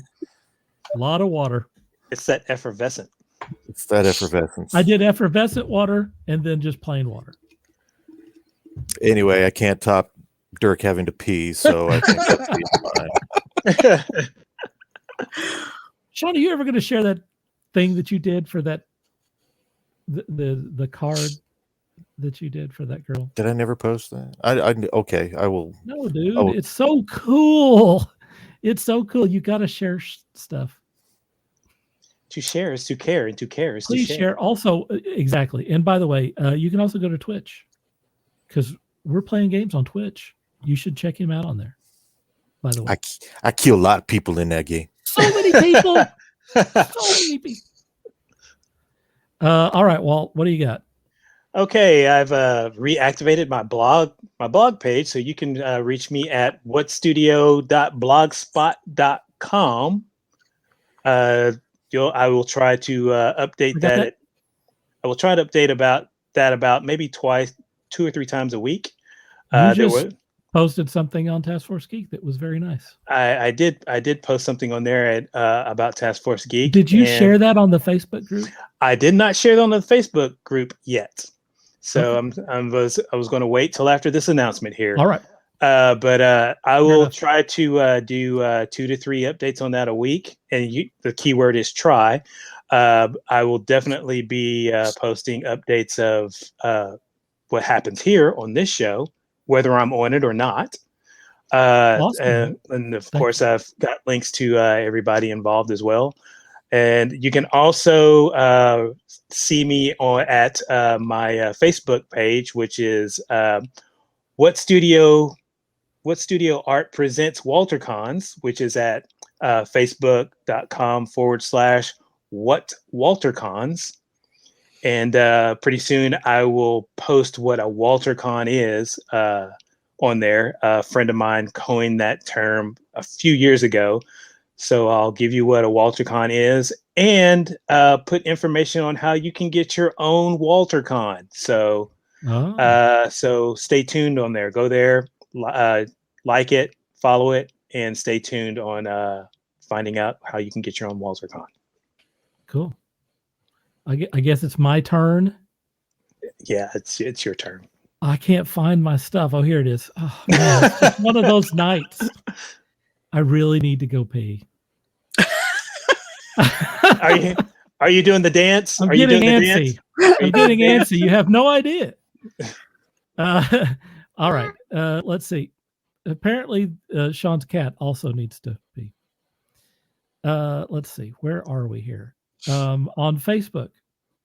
Go to Dark Cooper Artworks. I've been sharing some stuff. Someone said to do a I don't remember who it was. Was it Steve? Said to do a print of my piece that I did on Anya Taylor Joy. And so I'm actually, I don't know who's really sincerely interested in that, but I'm thinking about offering some prints on that thing. I can't do like a long print run because I don't really own all of that, So, but I could do a limited print run and just see and try to, keep it as low as possible. I did a little bit of research on this and it's about $10 just to do the whole process. So getting the thing printed, getting the tube that I would need, sending it to people in America, and, maybe putting a little something in there besides the print. It's about $10 to do each one of those. Before I charge anything for it. So I'm thinking about $20 or $25. I think that's pretty fair for a limited edition signed print. That's about right. So if anyone is interested in that, please get in touch with me. You will encourage me to go through that process. Otherwise I will, do something else. I'll go play the Division. See you on Twitch. Yeah, there you go. Let's see. On Twitter and Periscope, there I am right there. Periscope's just about to go down, so I don't know what's going to happen on that. And, you can also find me on the Ranking Studios thing. I got to rearrange this stuff. I can't find anything. Nothing is coming up today. There we go. You can find me on Ranking Studios. I have a commissioned artwork page on there, and you get more information if you're into that sort of stuff. Let's see. We got a couple of comments here before we wrap this up. Oh, Steve wants to know, where's the hoodie, Walt, man? The hoodie will come later. I got a hoodie to go along with the shoes. So to be continued. To be continued. Steve says, I see a Dirk. I really have to go pee. T-shirt coming soon. That would be a great shirt. Someone should be someone should be writing these down somewhere, and then we could we have so many designers. Why isn't one of our designer guests or hosts designing these T-shirts? We could put them we could put them up next week. Steve. What was the deal we had last time? Steve was the one who came up with "May the Task Force be with you." So Steve should design us a "May the Task Force be with you" T-shirt. I mean, all of these damn designers, please design these things for us. We'll put them up on the site. I wanted a Spicy King shirt. We can still do that. Taskforce Geek, Spicy King. Sean is actually working on a new logo. Hey, I have free time now, it so looks pretty I can cool. get on that. I can get on the Spicy King. I have free time. Let's not forget all of. Someone write these down, please. I mean, we'll just. I got it. I wrote this one down. Thank you. We'll forget them. I have it. I've written it down. There were others that we were going to do too. You need to do your sign off as a shirt too. I'll just. I'll go through the episode. Cool. I'll find out what the other one was. I like that. I definitely want a Dream Hard shirt. So. Oh, okay. We need just that. saying. All right. I like that. You want my face on it? No one wants it. Be like that commercial, that Super Bowl commercial. Exactly. Okay, Steve says he's definitely interested in the print of ATJ Take My Money. All right, well, I'll do it. Seriously. Steve, since it was your idea, you get number one. I'd only do like 10. So you get number one, I'll sign it, send it. Anthony says, hey, by the way, Twisted Lords Con coming up, Oklahoma City, Oklahoma. Is this going to be a attendant live event? Ooh. July? In July? Maybe we need to do another little, when we get closer to that, do another little interview on that so that we can hopefully get the information out there. Steve says he's on the T-shirt design right now. I'm scheduled Jerry to mentioned be Sean Murphy. Sean is also a great graphic designer. He does it for a living. We have 150 graphic designers that are on the show or in our group, and we can't get a damn T-shirt designed to save our lives. Like I said, I have lots of time now. Okay. The trick is to catch this stuff. If someone says something, catch it when we do it, and then we can put these shirts out. Please listen. If we could get some people to buy some T-shirts, we could actually upgrade our StreamYard service and broadcast to 10 different places all at the same time, which would be super awesome. Just as an example. We could also go to San Diego Comic-Con and get a table and interview every damn person there. That'd be fun. That seriously. That would be kick-ass. Yeah, we could create a media table and have really cool people sit down and interview them at the convention. It could happen, but we need help to make that happen. Because I'm good at doing that. I'm good at doing interviews. Walt can attest to that.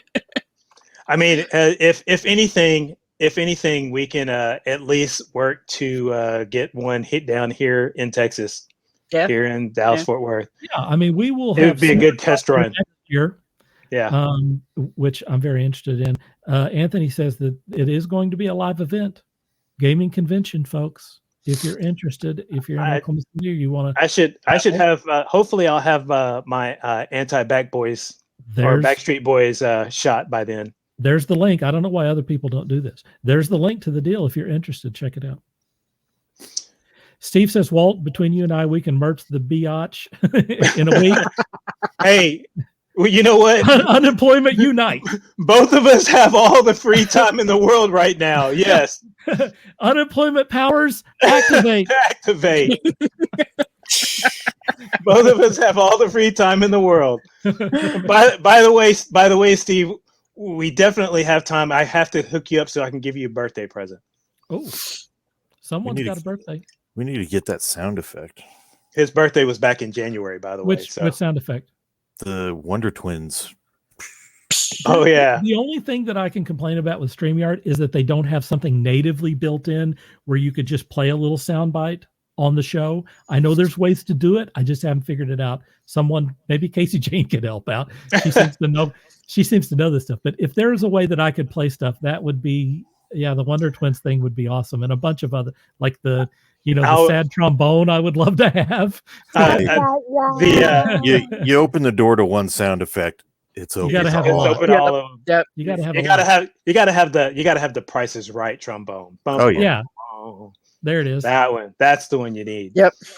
Hey, Anyway. does anyone have anything that they want to add to this thing? We're over 2 hours.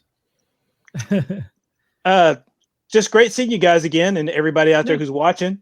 Always fun. You know what? I heard. What's amazing is I heard from so many people last week when we canceled the show. I wasn't feeling good. I'm still not feeling all that great, to be honest. We heard from so many people that they really, they missed the show. They wanted the show. That is awesome. That is a great thing to hear, folks. You have no idea. I mean, it's not like any of us are cashing in on this thing. There's no financial incentive at this point. Hey, we would love to have a financial incentive, but that's just not the case. So hearing that from you guys is huge to get us in here for a couple of hours every week and do all the prep work. Go ahead, Beth. I got my husband to actually sit down and watch the first one you had me on. And he was just like, oh, I just want to watch your part. He watched the entire 2-hour podcast. Awesome. And when I told him last night that you invited me back on, he's like, oh, good. I can watch that one too. He's always welcome to watch. He's always welcome to watch. Beth, you did a great job again. I knew that you were all into the WandaVision thing. It just seemed if we were going to do a wrap up on this, that you would be the person to bring in here to get your perspective on it and stuff. And I appreciate you asking. Once again, you did not disappoint. You brought all of the information stuff, not just on that, but everything. You were a great guest. Thank you. Thanks also to Walt, and thanks also to Sean. You guys are awesome as always.